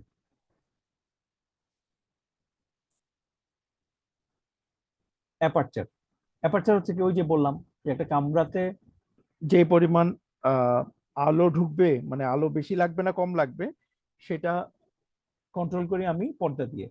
আর ঠিক তেমনি ক্যামেরাতে আমি, এখানে পর্দা বলতে আমরা সেন্সরকে বুঝাই, কিন্তু সামনে এই যে মেকানিজমটা দেখছেন যেটা আমাদের চোখের মধ্যে থাকে আইরিস, আইরিস নামে, সেরকম এখানে মেটাল বা প্লাস্টিকের কতগুলা ব্লেড থাকে, সেই ব্লেড দিয়ে এটাকে বাড়িয়ে কমিয়ে আলো কতটুকু ঢুকবে বা কতটুকু বের হবে, মানে সরি কতটুকু আলো ঢুকবে এবং কতটুকু আলো রেকর্ড হবে, সেই জিনিসটাকে কন্ট্রোল করা হয়।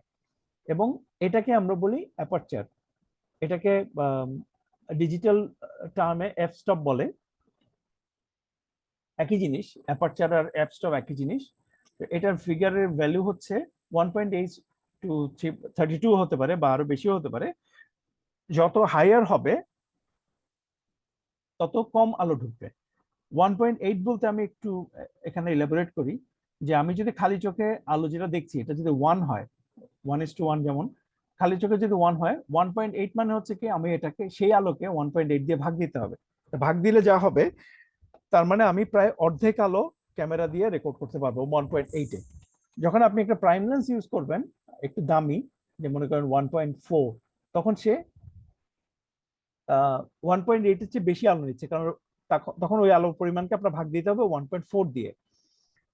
আর 1:1 লেন্স আসলে ফিজিক্যালি করা সম্ভব না, কারণ একটু হলে আলো লস হয়, কারণ এই এলিমেন্ট গুলো আপনি যত বাড়াবেন তত লাইট লসের যে প্রবণতা থাকে, সেই লেন্সের কারণে লেন্সের তো একটা কোটিং দিতে হয়, যে মাল্টি কোটিং যেটা দেয়, সেই কোটিং এর কারণে একটু হলে আলো লস হয়, তখন 1.2 1.4 এরকম কিছু একটা ফিগার পাওয়া যায়। আর যখন আপনি যদি প্র্যাকটিক্যালি নিউট্রাল করা যেত তাহলে 1:1-ই হতো, যেটা সম্ভব না। যত কম হবে সংখ্যাটা, তত বেশি আলো আপনার সেন্সরে রেকর্ড হবে। এটা হচ্ছে মূলত অ্যাপারচারের কাজ। হায়ার অ্যাপারচার বলতে আমরা বুঝাই, বা হায়ার স্টপ বলতে, যেমন 32 একটা ফিগার আমি করি, এর ফলে কি হবে, ডেপথ অফ ফিল্ড বেড়ে যাবে, আর ইমেজ ব্যাকগ্রাউন্ড ব্লারি হবে না, সেই ইমেজের ব্যাকগ্রাউন্ডের শার্পনেস বেড়ে যাবে। এগুলো জাস্ট ব্যবহার 2-3টা, এগুলোর পুরো ক্লাস থাকবে আপনাদের। আর ডিসঅ্যাডভান্টেজ হচ্ছে যে নিডস মোর লাইট। যখন আপনার 32 আপনি ফোকাল অ্যাপারচার ইউজ করবেন, তখন আপনাকে আলোর ডিমান্ডটা বেড়ে যাবে, আপনার প্রচুর আলো দিতে হবে, ফ্ল্যাশ হোক বা আর্টিফিশিয়াল লাইট দিয়ে হোক বা সূর্যের আলো যেভাবে হোক আপনাকে, তখন অবজেক্টের উপর ফেলে আরো বেশি করে আপনি যখন শার্পনেস অ্যাডভান্টেজ পেতে চাইবেন, তখন সেখানে লাইট বেশি লাগবে এবং শাটার স্পিডটা স্লো হয়ে যাবে। আর লোয়ার এফ স্টপের সুবিধা হচ্ছে লাইট অনেক বেশি ঢুকবে, তো ডার্কার সেটিং বা অন্ধকারের জন্য এটা ভালো। Less blurry since ফাস্টার shutter speed, এখানে শাটার স্পিড বেড়ে যাবে, যার জন্য ব্লারিনেসটা কমে যাবে। আর ডিসঅ্যাডভান্টেজ হচ্ছে ডেপথ অফ ফিল্ড থাকবে না, কমে যাবে একদম, যে মানে আপনার ছবির সামনে পিছনে শার্পনেসটা আপনি অনেক হারাবেন, যার জন্য ওই যে আমরা যেটা বোকায় বলি বা এই ধরনের কাজের ক্ষেত্রে আমাদের লো এফ স্টপ বা লো অ্যাপারচার ইউজ করতে হয়। এটা ছবির শার্পনেসকে কন্ট্রোল করে, কিন্তু একটু ডিফারেন্ট ওয়েতে। মানে আপনি লেন্স দিয়ে যে শার্পনেসটা পাচ্ছেন, সেটা সেই শার্পনেসটার উপরে আপনি একটু খেলতে পারবেন এই অ্যাপারচার দিয়ে। আর ডেপথ অফ ফিল্ড বা এগুলাকে আপনি চেঞ্জ করে আপনি ছবির কম্পোজিশনটার মধ্যে আপনি আপনার যে জিনিসটা আপনার সাবজেক্টটা যেটা বলতে চাচ্ছেন, সেই টপিকটা যেটা বলতে চাচ্ছেন, সেটা আপনি অনেক বেশি প্রকাশ করতে পারবেন। ঠিক টাইমে আমি এখানে এক্সাম্পল দিয়ে দিয়েছি যে যখন 1.4 থাকে তখন আলো অনেক বেশি রেকর্ড হয়, যখন 1.16 থাকে তখন এটা ডার্ক হয়ে যায়। এভাবে কিন্তু তখন আলো অনেক কম ঢুকে। আমরা ডিজিটাল ক্যামেরা এটা এত ফাস্ট হয় আমরা বুঝি না, আমরা অপটিক্যাল ক্যামেরাতে এটা বোঝা যেত। আমি আপনাদেরকে এক্সাম্পল আমার প্রেজেন্টেশনের শেষে কিছু দেখাবো। যেমন এখানে আমরা আলো কমিয়ে বাড়িয়ে বিভিন্ন এক্সপোজার দেওয়ার চেষ্টা করেছি। যেমন লো এফ স্টপে আমরা যেটা পিছন দিকে ব্লারিনেস এসছে, যেটা হায়ার এফ স্টপে যে পিছনে ডেপথ অফ ফিল্ড বেড়ে গেছে। এগুলো অন্যান্য ক্লাসে আরো বেশি ডিটেল আলোচনা করা হবে। আর শাটার কি? শাটার হচ্ছে সেই কাঠের দরজা যেটা দিয়ে আপনার রুমে আলোটাকে আসাটাকে টোটালি বন্ধ করে দিতে পারবেন। এখানে সেন্সরের সামনে সবসময় সেন্সরের সামনেই থাকবে। আর ইলেকট্রনিক শাটার বলতে বোঝায় মূলত হচ্ছে কি যেখানে কোনো ফিজিক্যাল শাটার থাকে না, কিন্তু ইমেজ তোলার জন্য সেই একটা সফটওয়্যারের কমান্ডের মাধ্যমে ওই একটা সময়ে রেকর্ড করা হয়, মানে ইমেজটা রেকর্ড করা হয়। শাটার হচ্ছে সেই ডিভাইস যেটা মূলত আলোকে কিছুক্ষণের জন্য, কিছুক্ষণ আপনি যতক্ষণের জন্য চাইবেন, সেটা 1 সেকেন্ডের জন্য চাচ্ছেন না 1000 অফ এ সেকেন্ডের জন্য চাচ্ছেন, সেটার উপরে সে লাইটটাকে পাস করতে দিবে। শাটার মূলত হয় ফোকাল প্লেন শাটার, যেটা যেখানে সেন্সর থাকে সেই জায়গাতেই থাকে। লিফ শাটার থাকে, এটা লেন্সের মধ্যে থাকে। গিলোটিন শাটার থাকে, এটা এক ধরনের শাটার, এটাও ফোকাল প্লেনে হতে পারে। রোটেটিং শাটার, এটা ঘুরে ঘুরে আগেকার দিনে বা মুভি ক্যামেরায় বেশি দেখা যায়। ডায়াফ্রাম শাটারও আছে। আবার সেন্ট্রাল শাটার থাকে। ইলেকট্রনিক শাটার তো যেটা বললাম একটু আগে, যেটা শুধুমাত্র আপনার ফিজিক্যাল কোনো ইয়ে নেই, এটা একটা ইলেকট্রনিক সিগন্যাল হতে পারে অথবা ইলেকট্রনিক কোনো ইলেকট্রোম্যাগনেটিক মুভমেন্টের মতো হতে পারে।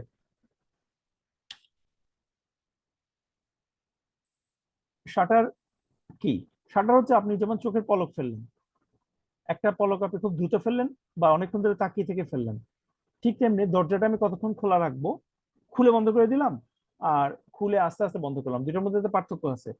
এর কারণে হবে কি, যখন আপনি 125 2500 ভাগের 1 ভাগে তুলবেন, তখন যে আপনি যেই ছবির যে শার্পনেসটা বা ইমেজের যে শার্পনেসটা পাবেন, লেস আলো কিন্তু কম ঢুকবে অবশ্যই, কিন্তু এটা 1000 এর যে একটু ব্লারিনেস আসতে পারে, যেটা আপনি আরো লোয়ারের দিকে গেলে, যদি আপনি মনে করেন যে 125 বা 50 বা 180 তে যখন চলে যান, আস্তে আস্তে দেখবেন ব্লারিনেস চলে আসে। এটা শুধুমাত্র সেই দরজাটা কতক্ষণ খোলা থাকছে তার উপরে। মানে এখানে হচ্ছে দরজাটা খুলবে বন্ধ হবে, আর এখানে দরজাটা খুলবে আস্তে আস্তে বন্ধ হবে, কিন্তু এখানে আলোও বেশি প্রবেশ করবে। তার মানে আপনাকে তখন অ্যাপারচারের মাধ্যমে আবার আলোটাকে নিজের মতো করে কন্ট্রোল করে নিতে হয়। ফাস্টার স্পিডের অ্যাডভান্টেজ হচ্ছে এই ধরনের আপনি একটা যদি ছবি তুলতে চান, যখন হাই স্পিডে একটা পাখি উঠছে, তখন আপনাকে এই ধরনের ফাস্টার স্পিড আপনার তুলতে হবে। আর ডিসঅ্যাডভান্টেজ হচ্ছে যে কম সময়ের জন্য আলো ঢুকছে, আর এটার জন্য আপনাকে আবার ওই আর্টিফিশিয়াল লাইটের সাহায্য নিতে হবে। আর স্লোয়ার স্পিডের সুবিধা হচ্ছে ডার্কার কন্ডিশনের জন্য খুবই ভালো। আর আপনি এই ধরনের ব্লার কোনো ইমেজ তুলতে চাইলে বা এরকম কন্টিনিউয়াস কোনো একটা মোশন তুলতে চাইলে, তখন স্লোয়ার স্পিডটা আপনাকে কিছু সাহায্য করবে। যেমন আমি এভাবে বুঝাতে পারি যে একটা faster speed better able to stop, মানে স্টপটাকে যদি আমি ফ্রিজ ব্যবহার করি, তাহলে fast motion and but gives darker image. মানে আমি যখন ফাস্টার স্পিড ইউজ করব, তখন আমি ইমেজের ওই অংশটাকে স্টপ বা ফ্রিজ করতে পারবো। যেমন একটা চিতাবাঘ যে স্পিডে দৌড়ায়, তখন আমাকে হায়ার শাটার স্পিডে যেতে হবে, কিন্তু কচ্ছপের ছবি তুলতে আমাকে অত হায়ার স্পিডে যেতে হবে না। আর একটা স্টেবল, মানে একটা সিনারি তুলতে গেলে তো আমার শাটার স্পিড অনেক কমাতে পারবো। এই এক্সাম্পলটা আমি সেটা বোঝাবার চেষ্টা করেছি।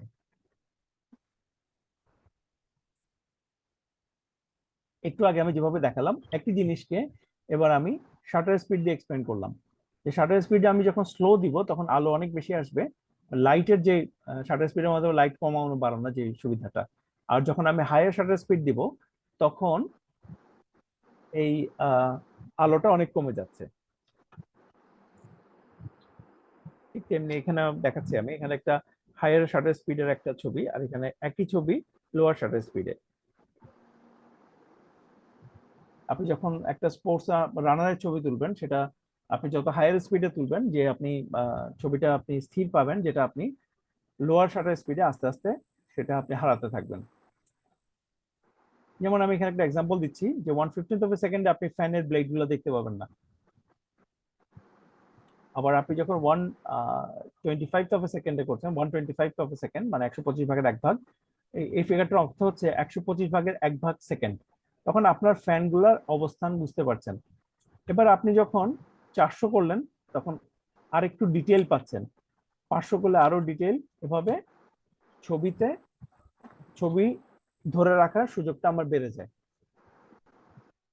আর ট্যান্ডম মামেতে বুঝছেন, ওই যেটা আমাদের বাচ্চারা, ওই যে মাঝখানে একটা ইয়ে থাকে, বাচ্চারা দুই পাশে বসে উঠানামা করে, একদিকে উঠে একদিকে নামে, ট্যান্ডেম সিসো বা সিসো যেটা মুভমেন্ট আর কি, যে আমার যদি অ্যাপারচার বাড়াতে হয়, আমার শাটার স্পিড কমাতে হবে, অ্যাপারচার বাড়াতে হলে শাটার স্পিড কমাতে হবে, আর অ্যাপারচার বাড়াতে গেলে আমার শাটার স্পিড তখন কমাতে হবে, এরকম। যেমন লং এক্সপোজার ব্যাপার থাকে, যেখানে কয়টা ভর্তি হচ্ছে? জি ওগুলো এখনো ডিটেলস বলেনি। সরি বুঝি নাই।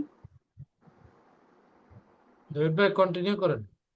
আচ্ছা, লং এক্সপোজার বলতে মূলত যেটা বুঝি, যে আমরা কোনো একটা স্থির বস্তুর মধ্যে যখন আমরা ক্যামেরাটাকে আমরা রাখি এবং রেকর্ড করি, যখন মুভমেন্টটা আশেপাশে যে মুভেবল জিনিসগুলো চলছে, সেটা লং এক্সপোজারের মাধ্যমে রেকর্ড করা সম্ভব হয়।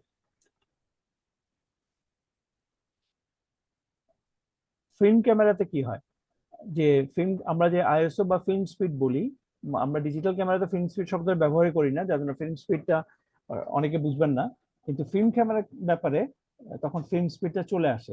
ফিল্ম স্পিড বলতে ফিল্ম কত স্পিড অনেকটা সেটা না, ফিল্ম স্পিড বেড়ে গেলে তখন আপনি শাটার স্পিড বাড়াতে পারবেন, মূলত এটাই হচ্ছে অ্যাডভান্টেজ ছিল, যার জন্য আমরা ফিল্ম স্পিড কত, যেমন স্পোর্টস ফটোগ্রাফির জন্য 400, 800 এরকম ফিল্ম স্পিডের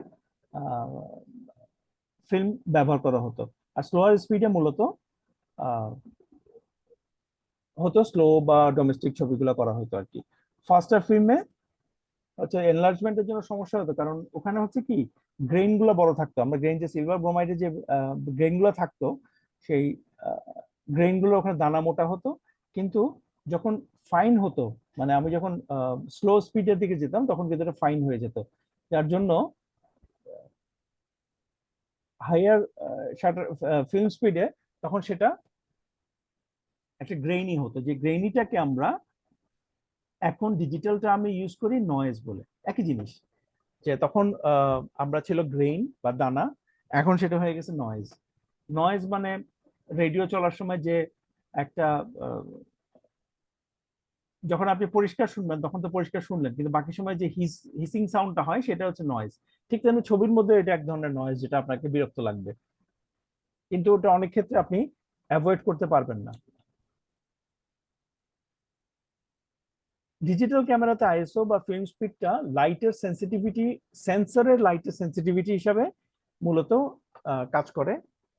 ফিল্ম স্পিড এটা কাজ করতো ফিল্মের সারফেসের সেন্সিটিভিটি ইস্যু, মানে আলো বেশিতে একটা রিয়েক্ট করবে, একটা কম আলোতে রিয়েক্ট করবে, এটার উপরেই তাদের ফিল্ম স্পিড গুলো চেঞ্জ হতো।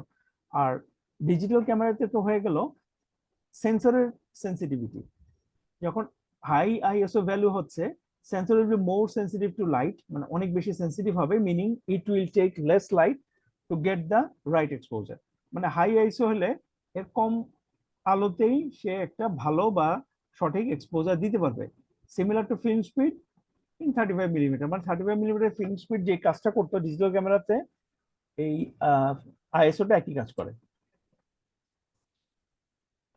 ওই যে যেটা বললাম নয়েজ, যখন আপনার ফিল্ম সেন্সিটিভিটি বেড়ে যাবে,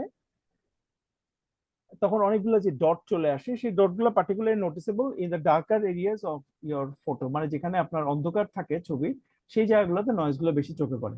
এটা মূলত নয়েজের নয়েজ, এটা সেন্সরের রিঅ্যাক্টিভিটির কারণে হয়। যখন সেন্সর ছবি তোলার জন্য স্ট্রাগল করছে বা লাইট রেকর্ড করার জন্য স্ট্রাগল করছে, তখন সেই সময় সে তার পারফেকশনটাকে কিছুটা হারায়, সেটাই হচ্ছে নয়েজ বা গ্রেইন।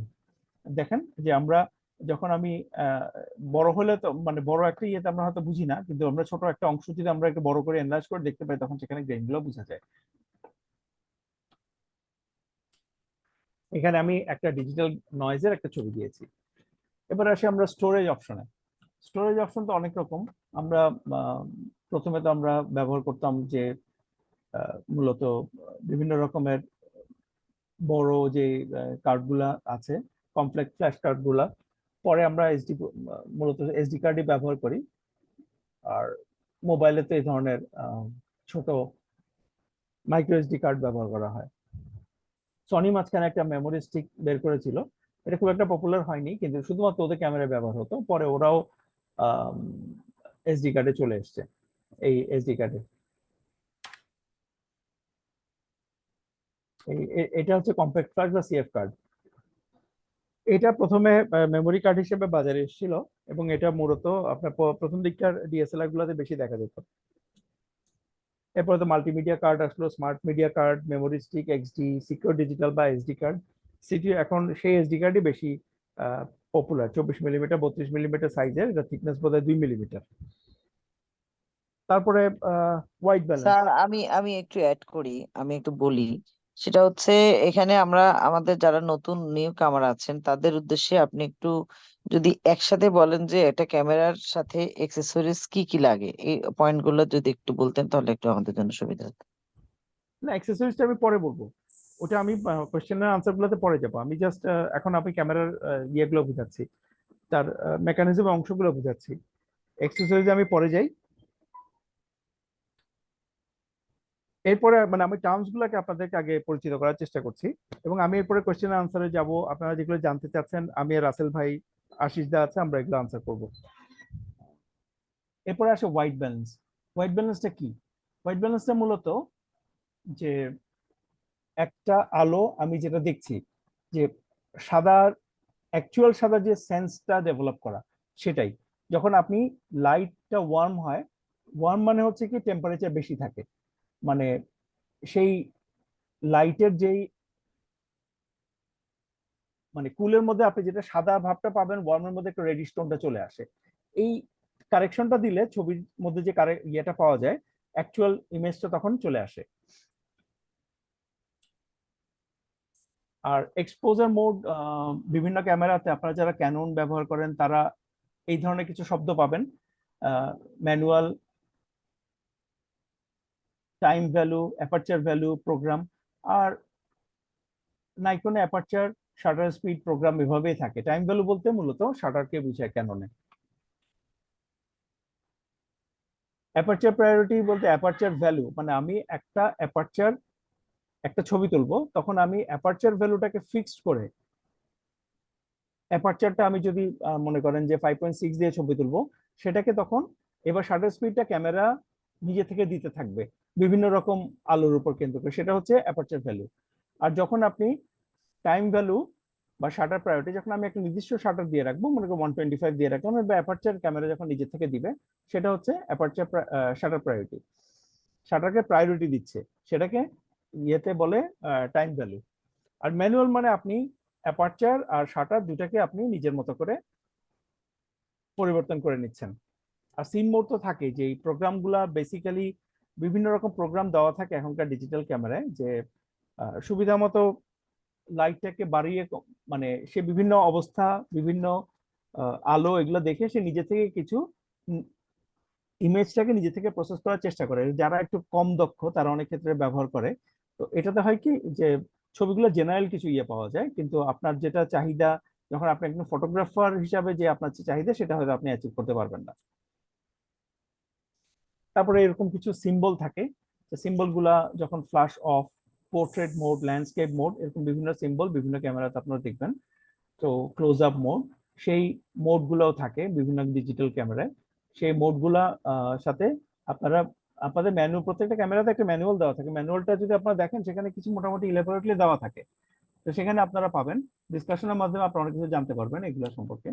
যেমন আবার কিছু প্রিসেট মোড দেওয়া থাকে, যেমন এখানে বিচ, স্নো এরকম হলে ক্যামেরা নিজে থেকে বোঝার চেষ্টা করে, তারপর ছবিটাকে প্রসেস করে।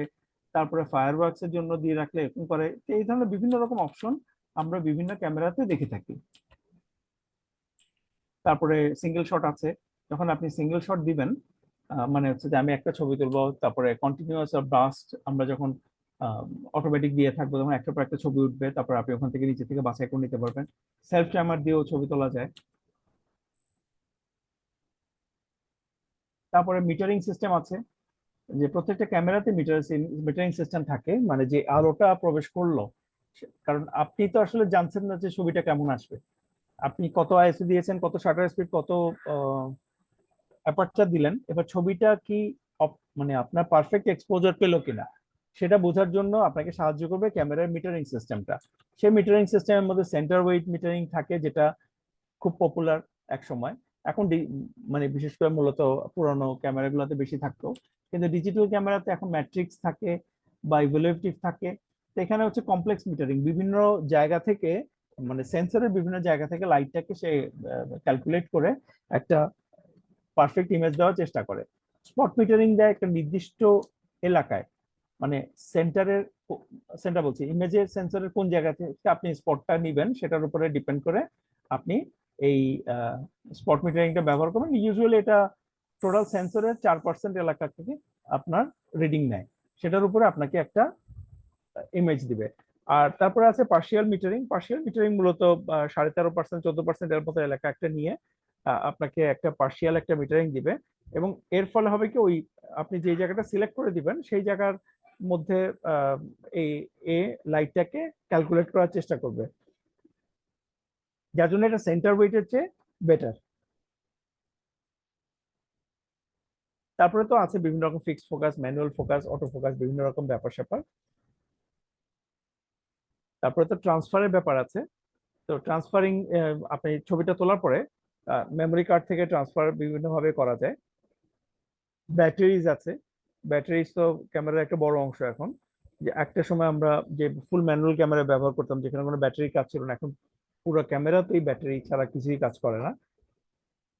তো এই হচ্ছে আমার মূলত ক্যামেরার উপর পরিচিতি। এবার আমি কিছু এক্সাম্পল দেখাবো এবং আপনাদের সাথে ডিসকাস করব। আর আপনারা আমার সাথে যোগাযোগ করার জন্য আমার ইমেল অ্যাড্রেসে যোগাযোগ করতে পারেন, আমার ফেসবুকে আছে। এখানে আমি আমার কালেকশনে কিছু ক্যামেরা দেখাবো। এটা একটা 1927 সালের একটা জাইস আইকন ক্যামেরা। এটা আমার নানার ছিল, উনি এটা বোধহয় 1930-35 দিকে কিনেছিলেন। এই ক্যামেরাটা আছে আমার কাছে, এটা 1950 অথবা 51 সালের একটা এক্সাক্টা এসএলআর ক্যামেরা। এটা ওয়ার্ল্ডের one of the oldest SLR model, commercially available ছিল, এবং এখানে আপনি শাটার স্পিড, অ্যাপারচার এগুলো চেঞ্জ করতে পারছেন। German camera. এটা নাইকনের প্রথম প্রফেশনাল এসএলআর ক্যামেরা। এটা 1959 সালে এসেছিল, এবং আপনারা ভিয়েতনামের যুদ্ধের বিভিন্ন ছবি দেখলে ওখানে এটা দেখবেন ওই সময়। এটা নাসাও এই ধরনের ক্যামেরা তখন খুব ব্যবহার করতো। এটা হচ্ছে পেন্টাক্সের তৈরি পৃথিবীর সবচেয়ে ছোট এসএলআর ক্যামেরা, যেটা 1982 সালে তৈরি হয়েছিল, এবং এটা সাইজ খুবই ছোট। এটা একটা স্পাই ক্যামেরা মিনক্সের, 1970 সালে। এটা মূলত গুপ্তচর বৃত্তি বা এই ধরনের কাজের জন্য ব্যবহার করা হতো। এটা একটা জেনজা ব্রনিকা, এটা এক ধরনের এসএলআর জাপানি ক্যামেরা। এটা লেন্সটা হচ্ছে নিকনের। এটা বড় ফরম্যাটের ছবি তুলতো, মানে আমরা যে 35 মিলিমিটার এই কথাগুলো বলতাম, আর এটা বড় সেন্সরের ছবি। এখনো তো বড় সেন্সরে অনেক হ্যাসেলব্লাড বা বিভিন্ন জন এখন বড় সেন্সরের কিছু ক্যামেরা বানায়, যেটা অনেক বেশি ডিটেইলিং আসে। ঠিক তেমনি ফিল্মেও একটা বড় ফরম্যাটের ক্যামেরা ছিল। এটা 1964 সালে ইন্ট্রোডিউস হওয়া একটা এসএলআর ক্যামেরা, পেন্টাক্স। এটা খুব পপুলার ছিল, স্পটমেটিক, খুব নামকরা একটা ক্যামেরা। এইগুলা যেহেতু ব্যাটারি ছাড়া চলতো, সেগুলো আসলে এখনো অপারেশনাল। এইটা 1940 সালের একটা ক্যামেরা, আরগুস, ইউএস এর তৈরি। এটা 1943 সালের রোলিফ্লেক্স ক্যামেরা। এই এক্সাম্পলটা আমি ইউএসএ থেকে কিনেছিলাম। এখানে কোনো এক আমেরিকান সৈনিক এটা জার্মানি থেকে নিয়ে এসেছিল যুদ্ধ শেষে, এবং সেটা তার স্টেট থেকে পাওয়া গিয়েছিল, পরে অকশনে আমি কিনেছিলাম এটা। মূলত এই ছিল আমার প্রেজেন্টেশন। আমি এবার আপনি স্লাইড থেকে বেরিয়ে যান। স্লাইড থেকে বেরোবো, স্লাইড বন্ধ করব, তারপরে তারপরে আপনি ওই হাতে ক্যামেরাগুলো দেখাবেন আর কি। হ্যাঁ দেখাবো আমি, এখন দেখা যাচ্ছে আমাকে? হ্যাঁ, আপনার স্লাইড থেকে বেরোন নাই, আপনি স্লাইড ক্লোজ করেন। সাইট এখনো ক্লোজ হয়নি? না, স্টপ, দেখেন স্টপ একটা অপশন আছে, স্টপ শেয়ার। শেয়ারে ঢুকে স্টপ শেয়ার? না না, যেখানে ওই আমি তো বন্ধ ইয়াতে করে আছে। দিলাম। না, এখনো হয়নি। স্ক্রিন শেয়ারিং, আচ্ছা স্টপ শেয়ার, এখন বন্ধ হয়েছে? না, এখনো হয়নি। কেন আসতেছে? আচ্ছা স্টপ শেয়ার, হ্যাঁ হয়েছে। এখন বন্ধ হয়েছে না? হ্যাঁ, হয়েছে। ওকে, তো আমি এখন এক্সাম্পল গুলো দেখাবো, এরপরে কোয়েশ্চেন আনসারে যাব, ঠিক না রাসেল ভাই? হ্যাঁ, আপনি একটা মানে কমন একটা ডিজিটাল ক্যামেরা নেন, নিয়ে এটার ভিতরে কি কি শাটার অ্যাপারচার গুলো, ওই যেগুলো ডিজিটাল ক্যামেরা তো দেখানো যাবে না। আচ্ছা, ডিজিটাল গুলো ঝামেলা হচ্ছে। ঝামেলা, দেখানো যাবে না ডিজিটাল ক্যামেরা, সেন্সর আমি কেন দেখাবো খুলে? ওই ভিতরে একটুখানি আপনারা যা দেখেন আমি তাই দেখাতে পারবো, কিন্তু ওটা মূলত আপনাকে অপটিক্যাল দিয়ে দেখাতে হবে। হ্যাঁ, অপটিক্যাল অপটিক্যাল দিয়ে পিছন দেন। সাইডটা খোলা যায়। আমি যেমন নাইকন F4টা দিয়ে দেখাতে পারি, যে F4টা তো ডিজিটাল ক্যামেরার কাছাকাছি, যে আমি যদি এটা কাছাকাছি দেখাই, এটা নাইকন F4, এটা 1988-89 সালের দিকের একটা খুব পপুলার ক্যামেরা। মূলত যেটা হচ্ছে যে সেন্সরের কাজটা কি থাকে,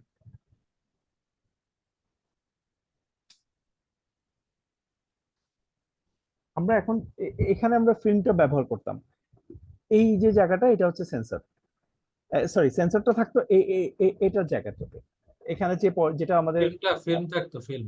ফিল্মটা থাকতো, এইটা ফিল্মের জায়গায় এটা এখন এই জায়গাটা আমরা সেন্সরটাকে ইন্ট্রোডিউস করছি, মানে এটা ক্লোজ করে দেওয়া হয়েছে যার জন্য সেন্সরটা দেখা যায় না। কিন্তু পুরোনো ইয়েতে এখানে ফিল্মটা থাকতো এই ফোকাল প্লেনে, এবং থাকার পর এখানে শাটারটা থাকতো, এটা একটি মূলত ফোকাল প্লেন শাটার।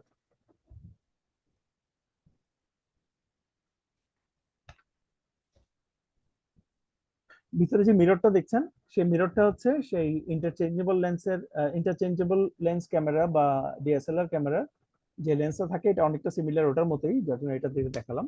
তো এখানে কিছু বাটন বা অপশন ওখানে কম থাকবে। আমি আরেকটা মেকানিক্যাল ক্যামেরা নিয়ে বেটার হবে এটা বোঝাতে।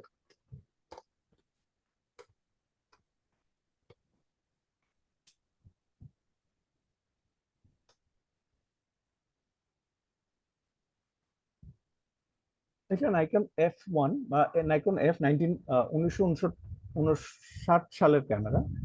আমি এখানে এটা মিররটা সরাই, তাহলে একটু বুঝতে পারবেন,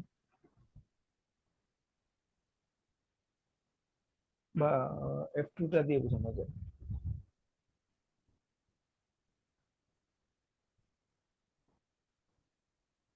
একটু পরে, একটু পরে।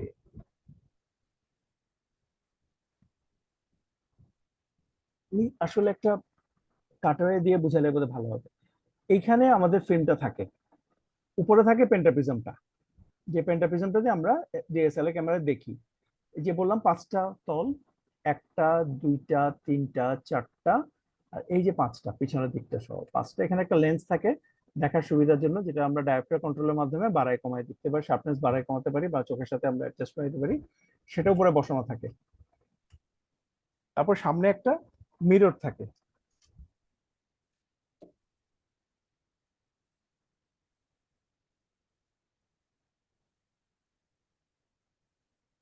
সেই মিররটা অনেকটা এরকম, যে মিররটা উঠানামা করে।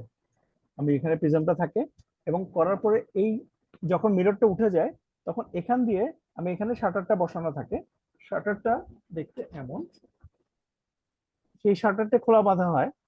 শাটার কিন্তু মূলত এখনো একই, খালি ইলেকট্রনিক্যালি কন্ট্রোল হয়। আর এখানে যখন সেন্সর থেকে এটা সরে, মানে যখন শাটারটা খুলে, তখন ফিল্ম প্লেনে বা ফিল্মে তখন ছবিটা রেকর্ড হয়। এই যে দেখেন এখানে যে শাটারের যেই পর্দাগুলো ব্যাপারটা আছে কি একটা একটা আপনার হাতে খোলা যাবে? যাবে। একটু দেখান তো।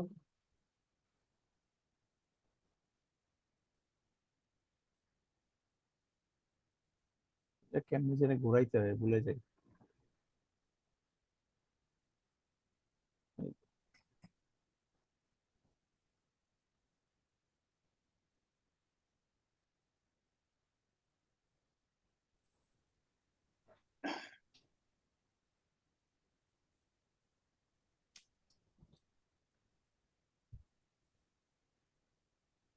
দেখছেন? হ্যাঁ হ্যাঁ দেখতেছি। এটাকে আবার একটু এটাকে একটু স্লো করি, আমি স্লো করে দেখাই।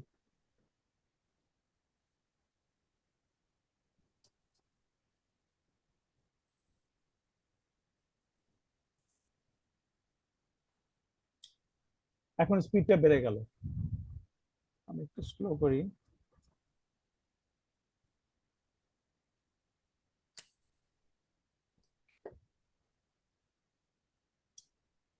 এখানে মূলত ইয়েটা হয় আর কি।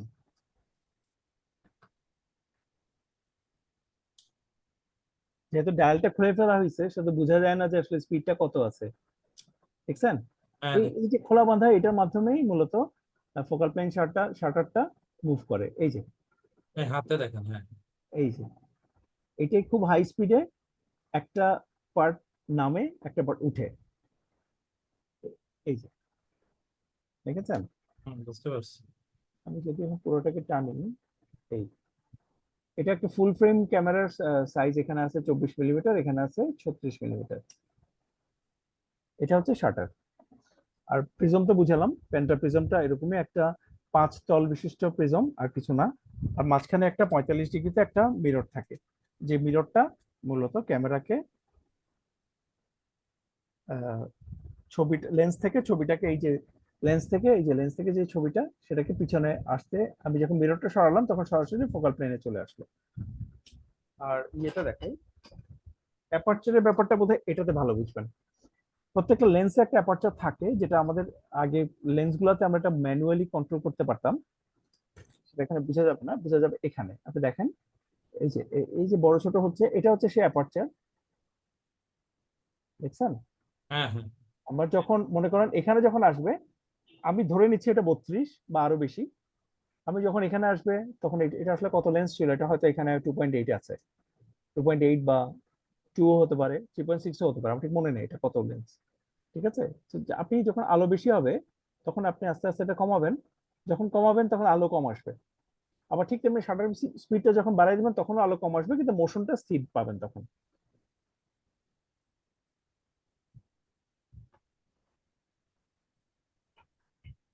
পেন্টাপ্রিজমটা আরেকটু সহজে বুঝতে পারবেন, যে এই পেন্টাপ্রিজমটা উপরতে বিভিন্ন মাউন্ট গুলো আছে, বা বিভিন্ন অপশন গুলো সহ। এখানে পেন্টাপ্রিজমটা আসলে খোলা, যে একটা কাচেরই টুকরা, এখানে আমাদের মিরর করা থাকে, মিররিং করা থাকে, যার এটা কি জন্য। ওজন আছে জিনিসটা, ওয়েট করতে? হ্যাঁ, কাচের একটা এটা ওজন আছে। কত হবে, হয়তো 50 গ্রাম 100 গ্রাম হবে, 40-50 গ্রাম ওজন হতে পারে। মেপে দিব? না, মাপতে এটা কাচের একটা এখানে ব্যালেন্স আছে, আমার একটু দেখে বলতে হবে ওজনটা। ও, মাপা যাবে, অবশ্যই ব্যালেন্স আছে। পেন্টাপ্রিজমের ওজন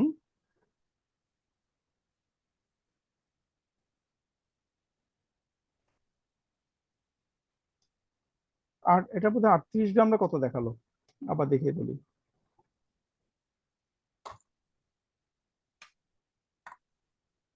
37 গ্রাম, 37.7 গ্রাম, 6 গ্রাম, শুধু কাঁচটা। আর যখন আপনি অ্যাটাচমেন্ট সহ করবেন, তখন ওজনটা হচ্ছে 50 গ্রাম, 51 গ্রামের মতো। আচ্ছা, আর একটা তার টিএলআর ক্যামেরা দেখেন, টিএলআর। দেখাচ্ছি। আর নিচে এখানে থাকে যে ফোকাল প্লেনটা, যেখানে ফোকাসিং এর বিভিন্ন অ্যাটাচমেন্ট গুলো আছে, এরকম একটা গ্রাউন্ড গ্লাস থাকে। সেখানে আমাদের ফোকাসিং এর জন্য স্প্লিট ইমেজ থাকে বা মাইক্রোপ্রিজম থাকে, এরকম জিনিসগুলো এখানে থাকে। সেখানে পর্দা ইমেজটা পড়ে, এবং পড়ার পরে আমরা চোখে দেখি। এবং এইসব অবস্টাকেলের কারণে তারপর লেন্সে যে লসটা হয়, এই গ্রাউন্ড গ্লাসে কিছু লস হয়, মিররের এখানে ভিতরে যে কাঁচগুলো আছে এগুলোর মধ্যে লস হয়। যার জন্য সবসময় প্রত্যেকটা ক্যামেরাতেই, যেটা এখন আপনি মিররলেসে পাবেন না, মিররলেস ছাড়া বাকি সব ক্যামেরাতে কিছু না কিছু ছবি আলো লস হয়, যেটা মিররলেসে এখন অনেক কমে গেছে। টিএলআর টিএলআর এটা হচ্ছে 1943 সালের একটা টিএলআর রোলিফ্লেক্সের। আহ আমি এটা সভাপতি কি নারবো না। 16টা ছবি তোলে এটা দিয়ে? হ্যাঁ 16টা ছবি? হ্যাঁ, 16টা ছবি, 120 ইমেজের, আহ, 120 ফিল্ম। এটা আমি সভাপতি নারবো না, $1000 উপরে দাম। আমি ইয়াশিকাটা দিয়ে দেখাই। এটা কম্পারেটিভলি অনেক ফ্রেশ, এটা 70s এর একটা ইয়াশিকা 124G। এখানে আশিস দা খুব ভালোই চিনবেন এটা। উপরে মূলত একটা গ্রাউন্ড গ্লাস থাকে, সেই গ্রাউন্ড গ্লাসের মধ্যে ফোকাসিং দেখছেন, মানে একটা লেন্স থাকবে ফোকাসিং এর জন্য। এটা হচ্ছে যে আমার অবজেক্ট দেখার জন্য, এটা হচ্ছে মূলত ছবিটা তোলার জন্য। যার জন্য টুইন লেন্স রিফ্লেক্স বলে। রিফ্লেক্স হচ্ছে তো একটা মিরর আছে এখানে, একটা লেন্স আছে উপরে, একটা লেন্স আছে নিচে, দুইটারই ফোকাল লেন্থ একই, কিন্তু নিচেরটা একটু বেটার কোয়ালিটির। তারপরে ফিল্মটা টানতে হতো, টানার পরে তারপরে ছবিটা তুলতে হতো। টিএলআর কি বেশি বোঝাতে হবে? আমি টিএলআরটা যার জন্য এখানে রাখিনি, আমরা দেখাবার জন্য রেখেছি। না, লাগবে না। টিএলআর প্রায় 1100 গ্রামের মতো ওজন এটা। ওই যে বললাম পৃথিবীর সবচেয়ে ছোট এসএলআর ক্যামেরা, এটা সেটা। এটার লেন্স চেঞ্জ করা যায়, এটা কি এখন ইউজ করা যায়? ফিল্ম পেলে 120 ফিল্ম, ও আচ্ছা, ফিল্ম লাগবে। 110 ফিল্ম, 120 বলছে, 120 ফিল্ম তো ওটা, এটা 10 ফিল্ম। ব্যাটারি লাগে এটাতে, ব্যাটারি ছাড়া কাজ করে না। এটা কিন্তু এসএলআর, মানে নর্মাল একটা এসএলআর এর তুলনায় কতটুকু আপনি এটা পাশে বসালে বুঝতে পারবেন। এটা 1980-র দিকের ক্যামেরা, আর এটা দেখেন কত ছোট সে আমলে। এটা নিকনের, বললাম তো 1959 সালের একটা ক্যামেরা, যেটা প্রথম প্রফেশনাল এসএলআর ক্যামেরা হিসেবে ওয়ার্ল্ডে খুব পপুলার ছিল। এরপরে আসলো নাইকনের F2, সেটা আসছে 1970-71-এর দিকে, সেটা F2।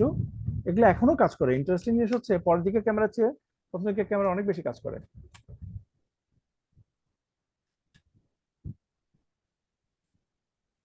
আপনাদের কারো প্রশ্ন থাকলে এখন শুরু করেন।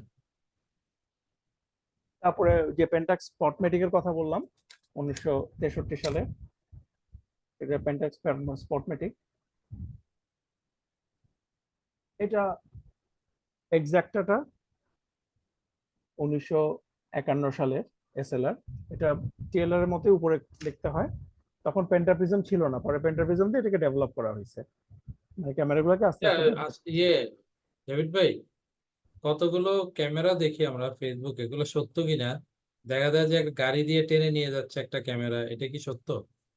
ওটা হতে পারে আপনার যখন স্পেসশিপে বা যখন যেগুলো প্লেনে ব্যবহার করে, যে গোয়েন্দা ছবি তোলার জন্য যেই ক্যামেরাগুলো ইউজ করে, সেই ক্যামেরাগুলো লেন্সটা ভারী হয়।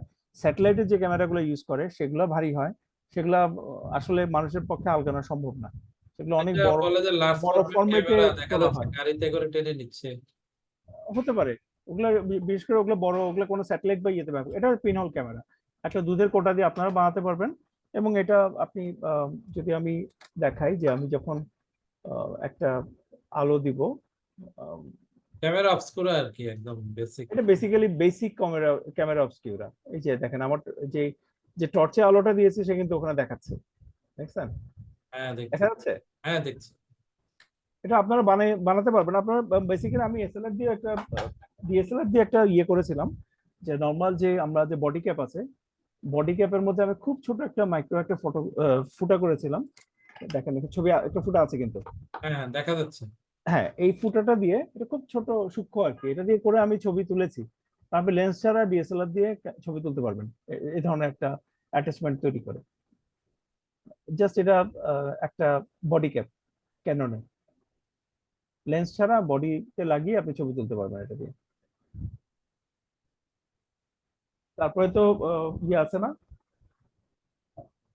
এটা হচ্ছে একটা range finder camera. Range finder মানে হচ্ছে কি, এটা দিয়ে ফোকাস করে, এই মানে ফোকাসটা এইট করে এখান দিয়ে রেঞ্জ মেপে, দুইটা আলাদা জায়গা থেকে দূরত্ব মাপলে একটা জিনিসের দূরত্বটা বোঝা যায়। তো সেই জন্য এটাকে রেঞ্জ ফাইন্ডার বলে। এটা মূলত ফোকাস করলে আপনি কিছু দেখবেন না, যেটা দেখবেন ছবির একটা অংশের সাথে আপনি বাস্তবে যা দেখছেন সেটার একটা অংশ মিলিয়ে নিলে আপনি বুঝতে হবে, দুটো যখন দেখা যাবে তখন বুঝতে হবে এটা আপনার ফোকাস হয়েছে। সেটাও ব্যবহার করা হতো, এগুলো বেসিক্যালি এসএলআর আগে এই টেকনোলজিটা ব্যবহার করা হতো। এই ক্যামেরাটা যদিও অত পুরনো না, কিন্তু রেঞ্জ ফাইন্ডার ক্যামেরাটা 30s প্রথম চালু হলো, এসএলআর আসলো একটু পরে। রাশিয়ানরা যদি আগে করেছিল, কিন্তু পপুলার হলো জার্মানটা, তারপর জাপানিটা। আর পকেট ক্যামেরা তো অনেক রকমের এসেছিল, যেমন রোলির এই ক্যামেরাটা খুব পপুলার ছিল তখন। এটা 35 মিলিমিটার ক্যামেরা একটা। 35 মিলিমিটার ফিল্মগুলো মূলত দেখতে এরকম ছিল, এক পাশে ইমালশন দেওয়া থাকতো আর এক পাশে মূল নেগেটিভটা থাকতো, মানে এটা হচ্ছে ফিল্ম। এই ফিল্মের মধ্যে এখানে ইমালশন মানে একটা স্তর দেওয়া থাকতো। এই স্তরটা আমাদের ছবি তোলার পর এখানে রিয়াকশন করতো, রিয়াকশন করার পরে এই সারফেসে রিয়াকশনটা রেকর্ড হতো, এবং যখন আমরা ডেভেলপ করতাম এই স্তরটা উঠে যেত, উঠে যেয়ে আমরা ফিল্মের গায়ে সেই ছবিটা আমরা এখানে পেতাম, এবং পাওয়ার পরে সেটা আমরা পরে নেগেটিভ আকারে দেখতাম বিভিন্ন ইয়েতে, যেটা আপনারা পুরোনো নেগেটিভ যারা দেখেছেন সেখানে এটা পাবেন। এখানে যেমন একটা বড় ফরম্যাটের একটা জেনজা ব্রনিকা আছে,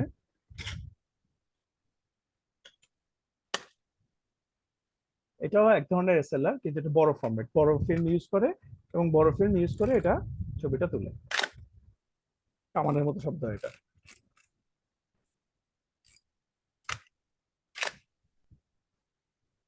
এটা 1960-এর দশকের একটা ক্যামেরা,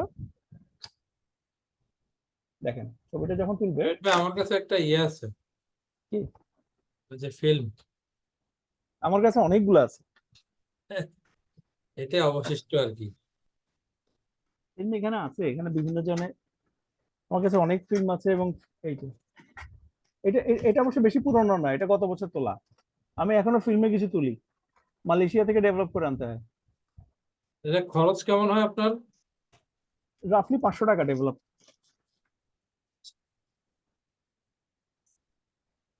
আচ্ছা, আপনাদের কারো প্রশ্ন থাকলে করে ফেলুন, আমরা হ্যাঁ, প্রশ্ন করেন, আপনার যেটা জানতে চাচ্ছিলেন, কেউ একজন ফোন আমাকে তখন একজন প্রশ্ন করেছিল, অ্যাক্সেসরি ব্যাপারে কি জানতে চাচ্ছিলেন?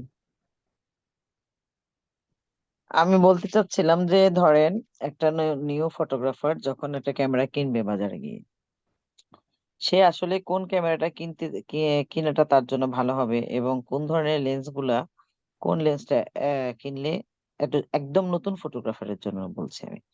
হ্যাঁ, আর সাথে ওই ক্যামেরার সাথে কি কি অ্যাক্সেসরিজ গুলো প্রয়োজন হয়, এটা একটা ডেসক্রিপশন চাচ্ছিলাম। নর্মালি তো এখন সবাই ডিজিটাল ক্যামেরা ইউজ করে, তো মিররলেস তো এখন আপনার প্রথম কথা, ডিজিটাল ক্যামেরা কিনতে গেলে অনেক রকম বাজেটে অনেক অপশন আছে। এখন 10-12 হাজার থেকে শুরু করে আপনি 10-12 লাখ টাকা পর্যন্ত বিভিন্ন রকম অপশন আছে। প্রথমে আসতে হবে আপনার বাজেট, আপনি বাজেট মানে আপনি ফটোগ্রাফির জন্য কত বাজেট আপনি ডিপ্লয় করবেন। তারপরে আসবে আপনি কি তুলবেন। আপনি আপাতত আপনি যেটা আপনি যেগুলো করেন, আপনার ছবিতে অসাধারণ আমি দেখি, কিন্তু কথা হচ্ছে যে আপনার ফটোগ্রাফি আর নতুন একজনের ফটোগ্রাফি কি একই হবে? ওয়াইল্ড লাইফ ফটোগ্রাফি তো সবাই করবে না। আপনার ক্যামেরার লেন্স, আপনার টেলিফটোর দিকে আপনি যাবেন, আপনার ক্যামেরা ওয়েদার প্রুফ হতে হবে, আপনার বাজেট বেড়ে যাবে। আবার যিনি নতুন আসবেন তিনি কি করবেন? এখন একজন ফটোগ্রাফার ওয়েডিং করে, একজন ফটোগ্রাফার নেচার করে, একজন ফটোগ্রাফার স্টিল লাইফ করে। আপনি কি করবেন? প্রথম কথা হচ্ছে আপনাকে তো ফটোগ্রাফি শিখতে হবে। তো শিখতে গেলে যে আপনি বেসিক একটা যদি ডিএসএলআর ক্যামেরা কিনেন, যেটা কিনবেন, আমি যেটা সাজেস্ট করি যে ট্রিপল সিরিজের বা যেগুলো ওই যে আপনার 1200-1100 ক্যামেরা আছে, ওর চাইতে বেটার হচ্ছে একটা সেকেন্ড হ্যান্ড মানে ট্রিপল ডিজিট কেনা। 4 ডিজিটের চেয়ে 3 ডিজিট গুলো, মানে একটা 700 বা 650 এরকম ক্যামেরা, এগুলো মেগাপিক্সেল আর 17-18 মেগাপিক্সেল বোধ হয়, আরো সেটা কম ভালো। হবে? হ্যাঁ, আরো কম হবে? না 18 মেগাপিক্সেল, 450 থেকে বা 500 থেকে বোধ হয়, ক্যাননের 500 বোধ হয় 18 মেগাপিক্সেল। এরপরে আচ্ছা মৌসুমী আপা, আমি এটা একটু উত্তর দিই। হ্যাঁ, আমি যদি এটা ডেভিড ভাইয়ের ক্লাস, সেটা হলো যে মানে আমার ব্যাখ্যাটা হচ্ছে এরকম যে আমি যখন ড্রাইভিং শিখতে গেছিলাম, তো আমি তো মোটরসাইকেল চালাই, তো ড্রাইভিং এর পরীক্ষা দিতে গেলাম যখন, বিআরটিসি যেটা আমাদের মেইন ড্রাইভিং শিখায় আর কি, তো বিআরটিসি তে যেটা আমাকে যে গাড়িটাতে ওরা বসাইলো পরীক্ষা নেবার জন্য, সেই গাড়িতে গিয়ে দেখি 4টা ইট দেওয়া আছে, ইট। আমি পুরো ঘাবড়ে গেলাম, ইট কেন ব্রেকের উপরে ওরা, না কিসের উপরে ইট, আমি তো গাড়ি চালাইতে পারি না। তোরা বলো এগুলো ডিস্টার্ব করে, এই জন্য আমরা ইট দিয়ে রাখি। তো কোনো ফটোগ্রাফার যখন আসলে ফটোগ্রাফি শিখবে, আমি সব সময় বলি আমার আশেপাশে যারা থাকে, এবং আমার ভাগ্য ভালো যে আমার সাথে পয়সাওয়ালা কারো পরিচয় হয় না, সবগুলোই আমার মতোই। সবাই বলে সবচেয়ে কম সুবিধাযুক্ত যে ক্যামেরা সেটাই তুমি কিনবে, বেশি কিছু লাগবে না। মানে তোমারটা যদি আইএসও বেশি কাভার করে, মানে গ্রেইনটা তোমার বেশি রিডিউস করে, এই ধরনের ক্যামেরা না, যেগুলোর মধ্যে বেশি আইএসও থাকবে এগুলোই ভালো। এবং যেগুলো বেশি বলতে অর্থাৎ গ্রেইন বেশি আসে এগুলোই ভালো।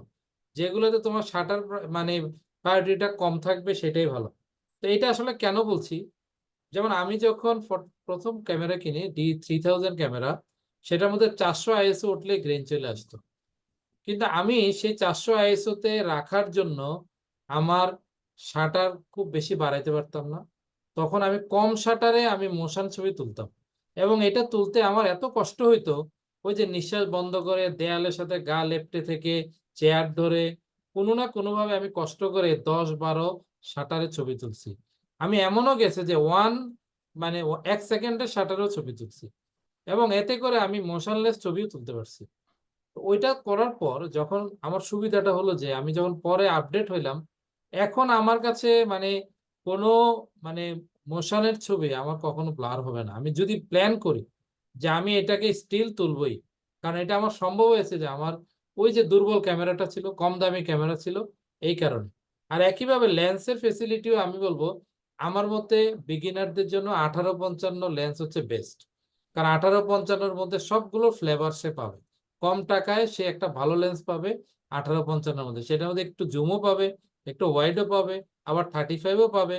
তো সব মিলে এই কম সুবিধাযুক্ত লেন্সকে আমি সাপোর্ট দিই।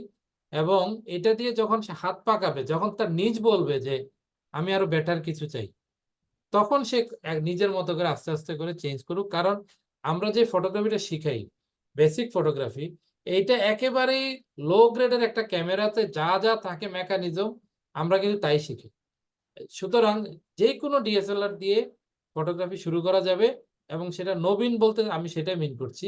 আর যদি এখন অনেকে পয়সা খরচা করে ধরেই আপনার মিররলেস নিয়ে আসে, আমি দেখেছি যে প্রথমে ভালো ক্যামেরা দিয়ে খুব ভালো ফটোগ্রাফার হওয়া যায় না।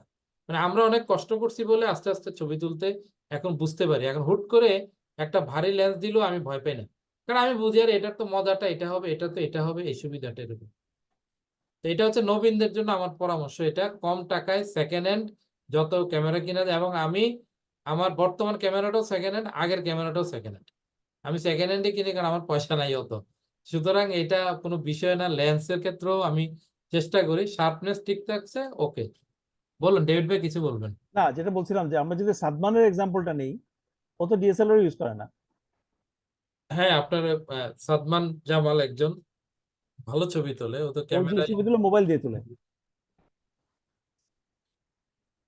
হ্যাঁ, তাই। ক্যামেরা কিনে প্যানেল পরে বিক্রি হয়েছে, এখন আবার কিনছে কিনা জানি না, বাট ও হচ্ছে ক্যামেরা যে হ্যাঁ, নিবেই এটা বা অনেকে আবার ইচ্ছে করে কিনে না, এটা হয়তো বা ইচ্ছা তার করে কিনে কোনো না, ইচ্ছা করে এটা কিনে না, সেটা হচ্ছে এটা এখন তো এটা খুব ভালো একটা অপশন আপনি শুরু করার জন্য। আপনি তুলছেন, দেখছেন। আমাদের সময় তো একটা ফিল্ম দিয়ে ছবি তোলার পরে আমরা 1 মাস 2 মাস পরে জানতে পারতাম যে ছবিটা আসলে কে ছবি উঠছে কিনা। পুরা ছবি উঠাই দিয়ে চলে এসে দেখি যে সব পুরাটাই কালো, ঢাকনা রয়ে গেছে। এরকমও তো মানুষ আছে, না ছিল আমাদের সময়। পুরা ফিল্ম মাঝখানে কালার ল্যাবের মধ্যে চিল্লাচিল্লি, আমার ছবি নাই কেন, নষ্ট করে ফেলছে। আসলে পুরো সময় সে লেন্স ক্যাপ লাগাই রাখছে ইয়ে ক্যামেরাতে, পয়েন্ট এন্ড শুটের মধ্যে। এরকম বিভিন্ন রকম কাহিনী ছিল, কিন্তু মোবাইল ক্যামেরার মতো বড় ফ্যাসিলিটি তো কিছু না। আপনি ফার্স্টে কম্পোজিশন বা এই জিনিসগুলো আসুক। হ্যাঁ, ব্লারিনেস শেখার জন্য একটা নর্মাল ক্যামেরা, একটা সেকেন্ড হ্যান্ড ক্যামেরা অবশ্যই ভালো, যে হাত স্টেবল করা, যেটা আমরা ফার্স্টে শিখছিলাম, যে হাতটাকে বডির সাথে সাপোর্ট দিয়ে টেলিফোটো লেন্সটা ধরা। সেগুলা তো যা নাহলে আপনার করা হবে না। আপনি যদি অপশন গুলা যদি রেস্ট্রিক্টেড না হয়, আপনার পুরোটাই যদি ক্যামেরা দেয়, তখন আপনি কিন্তু এগুলো শিখবেন না। কথা ঠিক আছে এটা রাসেল ভাই। নেক্সট প্রশ্ন। হ্যাঁ, বলুন আপনাদের আর কার কি প্রশ্ন আছে? আশিতা আছেন তো? আছি আছি। হ্যাঁ, একটু ভিডিও অন করেন, আপনাকে দেখলে আমাদের সাহস লাগে আর কি। হ্যাঁ, এই তো দিলাম। হুম। হ্যাঁ, আশিসদা মানে অনেক ক্যামেরা চালিয়েছেন উনি, সবগুলো ভালো বুঝবেন। আপনার আশিসদার থেকেও কোনো প্রশ্ন করতে পারেন।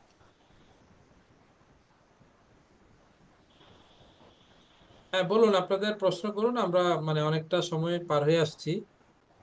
একটু যদি আমরা মানে সময়ের দিকে তাকাই, তাহলে আমরা খুব তাড়াতাড়ি প্রশ্নগুলো করে ফেলি। সকালবেলা সকালবেলা আশিসদার বইটা পড়তে সকালবেলা আশিসদের বইটা পড়তে পড়তে অফিসে যাইতেছিলাম, 3টে প্রশ্ন মাথার মধ্যে ঢুকাই রাখছি। একবার ভাবছি লিখে রাখবো, পরে বলছে আর এটা লেখা রাখবে না, আমার মনে থাকবে। এখন একটা মনে নাই। সরি আশিস দা, আমি নেক্সট ক্লাসে প্রশ্ন করবো। না না, যখন খুশি প্রশ্ন করবেন, ফোন করবেন, হোয়াটসঅ্যাপে করবেন, কোনো অসুবিধা নেই। মানে আমি মেমোরি দুর্বল হয়ে গেছে একদম পুরো। শাহিন ভাই কিছু বলবেন? না না, ঠিক আছে, শুনলাম। আমার টপিকটা একটু জটিল, আপনাদের মানে প্রশ্ন এটা আমি যেটা বলি বুঝেন যে না আপনার। মানে ডেভিড ভাই যে বিষয়গুলো পড়ায় এগুলো একেবারে হচ্ছে মানে র বেসিক, মানে এটা যদি কেউ নাও জানে সেও কিন্তু ফটোগ্রাফি করতে পারবে। কিন্তু এটা আমরা বলেছি যে ফটোগ্রাফি করার জন্য আমরা যে বেসিক কোর্সটা করাই সেটা মানে হচ্ছে আপনাকে সর্বদিক দিয়ে আপনাকে শিক্ষিত করা, যে আপনি আসলে এডুকেশনালি ক্লিয়ার হন বা একাডেমিক জায়গাটা আমি ফটোগ্রাফিটা একটু জানি। যে আগে আমরা এগুলো বুঝতাম না, যে এখন উনি যেভাবে আমাদের খুলে খুলে পার্টস দেখাতে পারছেন, এটা তো আমরা অন্ধকারের মধ্যে সবকিছু করে আসছি। হ্যাঁ বলুন, আপনাদের কারো প্রশ্ন থাকলে করুন, নির্ভয় করুন, ছোটখাটো যে কোনো প্রশ্ন। আজকে আপনারা ক্যামেরা মেকানিজম সম্পর্কে যে কোনো প্রশ্ন করতে পারেন।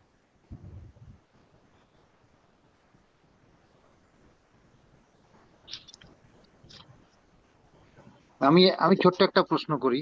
অবশ্যই। এখন অনেক প্রযুক্তি আসছে, যেমন ডিনয়েজ, এগুলো কি ফটোগ্রাফির সাথে কি এগুলা আমি যদি ব্যবহার করি, এটা কি কোনো অপরাধ বা এটা কি কোনো আমার ক্ষতি বা ই নয়েজ এটা কি ইয়া? এটা কি নয়েজ কমাবার অপশন? নয়েজ কমানোর অপশন, এআই, ডি ও এআই ডি নয়েজ, আচ্ছা বুঝতে পেরেছি। আর্টিফিশিয়াল। আর্টিফিশিয়াল ইন্টেলিজেন্সের মাধ্যমে এখন ওই যে ক্যামেরাতে এই প্রযুক্তি আসছে যে নয়েজটা সে অটোমেটিক রিডাকশন করে দেয়, এরকম। আচ্ছা শাহিন ভাই আমি একটু বলি, আমরা তো ওই যে স্যালন করি, তো জি, আমাদের স্যালনের ক্ষেত্রে কিন্তু আর্টিফিশিয়াল ইন্টেলিজেন্সের ব্যাপারে খুব সিরিয়াসলি রেস্ট্রিকশন করা আছে, বুঝতে পেরেছেন? মানে যতটা সম্ভব আপনি এআই এর দিকে মানে না যাওয়াটাই এখন পর্যন্ত, যে আপনি করেন, আপনি ছবি তোলেন, কিন্তু কোথাও ছবি সাবমিট করলে এগুলো কিন্তু অনেক ক্ষেত্রে দেখে, কারণ যেহেতু এটা মানুষের হাতে নাই, এটা ডিজিটাল হয়ে গেছে জিনিসটা। তো এই কারণে ওই জিনিসটা মানে খুব একটা উৎসাহিত করা হয় না। এটা কোনো অপরাধ না, আপনি প্র্যাকটিস করেন, হয়তো কোনো এক সময় মানে আসতেই পারে অ্যাপ্রুভাল। না, ওটা ওটা আমি জেনে রাখলাম এটা। ঠিক আছে, সমস্যা নেই, বলুন। আর কারো প্রশ্ন থাকলে বলেন। তাই আমি একটু লং এক্সপোজার সম্বন্ধে একটু জানতে চাচ্ছি। কি সম্পর্কে বুঝিনি? Low long exposure, long long long exposure. আচ্ছা, লং এক্সপোজার আমি একটা ছবি দেখেছিলাম যে চেরাগি পাহাড়ে, চিটাগং এ। লং এক্সপোজারের জন্য আপনার যেটা লাগবে, তোমার এসি রিমোট একটু দাও। হ্যাঁ, তো যেটা লাগবে যে আপনার ক্যামেরাটাকে ফার্স্টে স্টেবল করতে হবে, সেটা ট্রাইপডের মাধ্যমে করলেই বেটার। তো এটার জন্য আমাদেরকে লাইটটা সম্পর্কে বুঝতে হবে যে এখন তো ডিজিটাল ক্যামেরা আমাদের অনেক অপশন হয়ে গেছে। আমরা আগে লাইটের কিছু ট্রায়াল নিতে পারবো, যে আপনি লাইট কতটুকু লাগছে সেটার উপর অ্যাপারচারটাকে লোয়ার সাইডে রাখতে হবে এবং শাটার স্পিডটাকে লঙ্গার সাইডে বা বি এর দিকে দিতে হবে। তা সেটা দিলে আপনি নর্মালি লং এক্সপোজার গুলো পাবেন, যে আপনি কতক্ষণের টাইম চাচ্ছেন, কতক্ষণ ডিউরেশনের জন্য চাচ্ছেন, আপনি সেভাবে আইএসওটাকে আপনাকে কমিয়ে আনতে হবে। কারণ বুঝছেন তো, আইএসও মানে হচ্ছে লাইট সেন্সিটিভিটি, সেন্সরের সেন্সিটিভিটি। আপনি অনেকক্ষণ খুলে মানে রাখলে ওটা বার্ন হয়ে যাওয়ার টেন্ডেন্সি বেশি, ছবিটা আহ, আসলে ওভার এক্সপোজড হয়ে যেতে পারে। তিনটা জিনিস আপনাকে মাথায় রাখতে হবে। একটা হচ্ছে কি, যে কতক্ষণের জন্য তুলছেন, কতটুকু আলো তুলছেন, এবং কোথায় রেখে তুলছেন। আশিস দা বোধহয় একটু ভালো বলতে পারবে এটা, লং এক্সপোজার। Long exposure. হ্যাঁ, লং এক্সপোজার কাকে বলে এটা আগে যদি বুঝি তাহলে অনেকটা উত্তর পেয়ে যাব। আমি হাতে নিয়েও 1/15 সেকেন্ডে ছবি করতে পারি যদি আমার সেরকম দক্ষতা থাকে। আবার আমি 1/15টা স্ট্যান্ডে বসিয়েও মারতে পারি। তো ঘটনাটা হলো লং এক্সপোজার আবার অনেক হয়, 2 মিনিট, 3 মিনিট, 30 মিনিট অবধি। যখন আমরা স্টার ট্রেলের ছবি তুলি 30 মিনিট অবধি দেয়া যায়। সুতরাং একদম সোজাভাবেই বলা যায় লং এক্সপোজারের জন্য ক্যামেরা স্ট্যান্ড মাস্ট, সেই সঙ্গে শাটারের কর্ড মাস্ট। কারণ শাটারের কর্ডের মেকানিজমটা এমন, ওটা শাটারের সঙ্গে একটা প্যাচ সিস্টেমে দেওয়ার পরে ওটা টিপে দিলে ওটা চেপে গেল, খুলে গেল, মানে শাটার চাপলো, এক্সপোজার হতে শুরু করলো। এবার যখন আমি আবার এটাকে টিপবো তখন এটা আবার বন্ধ হবে। আরেকটা অটোমেটিক সিস্টেমও আছে, আমি টাইমারটা ফিক্স করে দিলাম 10 second, 5 second, 3 second, 2 second, 1 second, ওইটা খোলা থাকবে, এক্সপোজার নেবে, নিজে নিজেই বন্ধ হবে। সুতরাং লং এক্সপোজার সাধারণত কোথায়, আবার জানতে হবে লং এক্সপোজার কোথায় লাগে, মানে ঝর্ণা, দিনের আলোতেই তো ঝর্ণা দেখি আমরা, রাত্রে তো ঝর্ণা দেখতে পাই না। দিনের আলোতে ঝর্ণা আছে,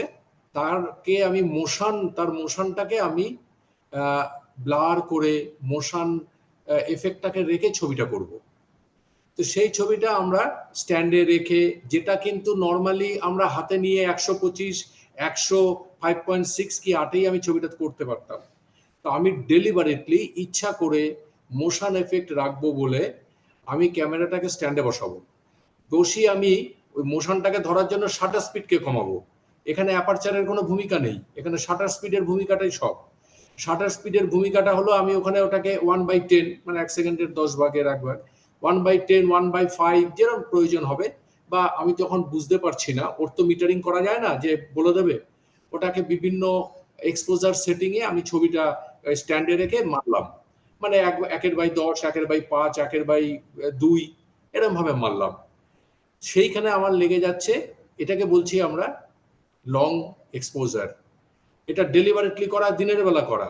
এছাড়া সন্ধ্যের দিকে সানরাইজ, মানে সানসেট বা সকালবেলা সানরাইজ, এগুলো তোলার জন্য আমরা স্ট্যান্ড ব্যবহার করে লং এক্সপোজার দিতে পারি। এছাড়া স্টার ট্রেইল, রাত্রেবেলা আমাদের ইন্ডিয়াতে এখানে লাদাখ অঞ্চলে দারুণ স্পট আছে, মানে ওগুলো তো 14,000, 15,000 ফুট উঁচু, ফলে আকাশ এমনি পরিষ্কার, পলিউশন কম, সেখানে স্টার ট্রেল তোলার জন্যই অনেক ফটোগ্রাফার যায়। তো এই হলো মোটামুটি লং এক্সপোজারের ব্যাপার। আশিস দা, আমি একটু বলি। হ্যাঁ, আমি একবার ইয়েতে গিয়েছিলাম, আপনার বাংলাদেশের একটা বড় ঝর্ণা, নাফাখুম ঝর্ণা। হ্যাঁ, আচ্ছা নাফাখুম হচ্ছে একবারে থানচি থেকে অনেক দুর্গম এলাকায়। আমি আচ্ছা। ওখানে গিয়েছিলাম শুধু লং এক্সপোজার করার জন্য। হুম, এবং আমি রাতের বেলা, মানে চাঁদের আলোতে, রাতের প্রায় তখন 2:30 হবে, হুম, 2:30 বা 2টা 2:30-র দিকে ওই চাঁদের আলোতে লং এক্সপোজার করেছিলাম হুম, নাফাখুম ঝর্ণার। হুম, 30 সেকেন্ডে একটা চমৎকার একটা ভিউ আসছিল, নীল একটা রং আসছিল। মিল তবে আসবে। লং এক্সপোজারে একটা জিনিস সবাইকে খুব খেয়াল রাখতে হবে, সেটা কেলভিনটা অবশ্যই 4000 বা 4500-এর মধ্যে রাখতে হবে, কেলভিন যেন না বাড়ে, এটা খুব কালার খেয়াল রাখতে টেম্পারেচার, হবে। এটা কালার জি, কালার, টেম্পারেচার। হ্যাঁ, কালার টেম্পারেচারটা ঠিক রাখার জন্য ওইটা একটু খেয়াল রাখতে হবে। এই, হুম, বাহ, জি ভাই। বাহ, ভালো বলেছেন।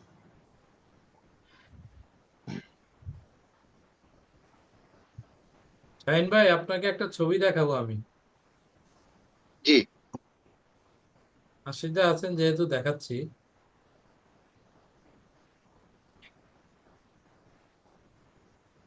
দেখতে পাচ্ছেন? হ্যাঁ, দেখতে পাচ্ছি। আচ্ছা, আশিসদা তো বুঝের মানুষ। আশিসদা বলেন তো, এই ছবিতে কোনো ঝামেলা আছে কিনা, ঝামেলা মানে? মানে কিছু আছে কিনা আর কি, মেকানিজম কিছু আছে কিনা। হতে পারে ফিগারটাকে বসিয়েছো। আচ্ছা, আর কি হইতে পারে? আচ্ছা, আর কি, আর তো যেগুলো ধরো ডিজিটালি করা যায়, তুমি মানে কিছুটা কেটে আবার পাশে জুড়েছো, আহ, যাতে রিদিমটাকে ঠিক রাখার জন্য, এগুলো করা যেতে পারে। আচ্ছা, আর এটা তো একটু শ্যাডো পার্টের ছবি, মানে খুবই লো লাইটের ছবি, ফলে কন্ট্রাস্ট কম আছে, কিন্তু ঠিকই আছে এগুলো। এই ছাড়া তো আর কি, মানে বুঝতে পারছি না আর আমি। ঠিক আছে, আপনার ইয়ে ঠিক আছে। এটা বিষয়টা হলো যে, মানে এই ছবিটা, মূল ছবিটা আমি দেখাই। এটা হচ্ছে মূল ছবি। হুম, ওই তো ডান আর দিকে জোড়া করেছো, হ্যাঁ। ডান দিকে যে আমি জোড়াটা করেছি, এটা কিন্তু আমি মানে এখান থেকে নিয়ে জোড়া দিয়েছি তা না। এটা হচ্ছে যে আপনার কন্টেন্ট এওয়ার, মানে ওই যে ফটোশপে, হ্যাঁ, হ্যাঁ, কন্টেন্ট অ্যাওয়্যার। মানে এটা ফটোশপের এআই আর কি, এক ধরনের। সে নিজে হ্যাঁ, নিজে এগুলো বানিয়ে ফেলেছে। হ্যাঁ, কন্টেন্ট অ্যাওয়্যারে গেলে তাই করে। হ্যাঁ, হ্যাঁ, সে করে। এবং এইটাই কিন্তু মানে স্যালন থেকে এখন আমাদেরকে, পিএসএ থেকে মেইল আসছে কালকে আমার কাছেই, যে আপনারা মানে জাজিং করবেন যেহেতু, সেই হিসেবে আপনারা এই জিনিসগুলো খেয়াল রাখতে হবে। মানে ফটোশপ করা ইমেজ যেন ইউজ করা না হয়। জোড়া শোনো, জাজিং এ একটা ছবি 2 সেকেন্ড থেকে 3 সেকেন্ডের মধ্যে একটা ছবির ইভ্যালুয়েশন করতে হয়। হ্যাঁ, সেইখানে ওই 2 সেকেন্ড 3 সেকেন্ডের মধ্যে এই খুঁত ধরা, তাহলে অনেক বড় করে অনেক সময় নিয়ে দেখতে হয়। মানে অনেক এক্সপার্ট হইতে হয়, নয়তো হুম। এটা মানে নিজের জন্য একটা মানে এই ধরনের বিষয় যে এআই এর ব্যবহার, এই কারণে বলা হচ্ছে যে এআই এর ব্যবহারটা আসলে সীমিত, মানে এটা করা যায় না। এখন এটা কিন্তু একটা ঝুঁকিপূর্ণ অবস্থা আমাদের, যে হ্যাঁ। এই মুহূর্তে এআই কিন্তু প্রচুর ধোঁকা দিবে আপনাকে জাজিং এ, অনেক হুম। ছবি বানানো হয়ে যাবে। হ্যাঁ, হ্যাঁ, আর ওই যে একটা ঝর্ণার কথা বলেছিলেন, ঝর্ণা, হ্যাঁ। এই এই মৌসুমী আপাতত নাফাকুমের কথা বলেছেন, এটা আসলে এটা কি অমিয়াকুম থেকে তোলা, অমিয়াকুম আরো ভিতরে। এটা অমিয়াকুম, অমিয়াকুম। হ্যাঁ, অমিয়াকুমে যখন আমি যাই তখন এটা একদম সূর্য পড়ে গেছে, তখন আমার মাথায় আসছে তুমি যে এটা হাতে তুলেছো তো? হাতে হাতে একদম। হ্যাঁ, এটা হাতে তোলা বোঝা যাচ্ছে। হ্যাঁ, তো আমি, আমার মাথায় ছিল যে আমি এই মোশনটা ধরবো এবং আমার চারপাশ যেন কোনো শার্পনেস নষ্ট না হয়। তো এটা আসলে খুব অনায়াসে পারছি, ওই যে আগে প্র্যাকটিসটা ছিল বলে, কম শাটারে ছবি তোলার প্র্যাকটিস ছিল বলে এটা আমার জন্য ইজি হয়েছে। কোনো স্ট্যান্ড নেই, নেই কিছু নেই, নেই এখানে কত শাটার দিছিলেন? তো 10 হবে ম্যাক্সিমাম। আচ্ছা, হ্যাঁ, রাসেল, এই বলুন। ছবিটা যেটা দেখালে, হ্যাঁ, ওই জলটাকে সিলেক্ট করে ইনভার্স করে বাকিটাকে একটু শার্পেন মেরে দিও। আচ্ছা, মানে পাথর টাথর গুলো একটু শার্পেন দরকার, শার্পনেস দরকার। ঠিক আছে। হুম। হ্যাঁ, বলুন, আর কারো প্রশ্ন আছে? আমি একটু নতুনদের কাছে যাই। হ্যাঁ, লাবণ্য, শুনতে পাচ্ছেন? আসসালামু আলাইকুম, জি শুনতে পাচ্ছি। হ্যাঁ, কোনো প্রশ্ন করেন না কেন? আপাতত কোনো প্রশ্ন নাই আমার, কারণ এটা অনেক বুঝার একটা বিষয় আছে। আবার রেকর্ড যেহেতু আছে সেজন্য দেখে আবার বুঝতে হবে, কারণ উনি এত ডিটেলসে বলছে যে ক্যামেরা নিয়ে, তো এটা আরো বুঝতে হবে। আচ্ছা, প্রশ্ন করার জন্য আরো বুঝতে হবে, বুঝতে পারছি। এটা ভালো বলছেন। হ্যাঁ, প্রশ্ন করা কিন্তু কঠিন, হুম। প্রশ্নটা জি সহজে করা যায় না। জি জি জি। হ্যাঁ, সুরভি আপা, বলুন, আপনার কোনো প্রশ্ন আছে?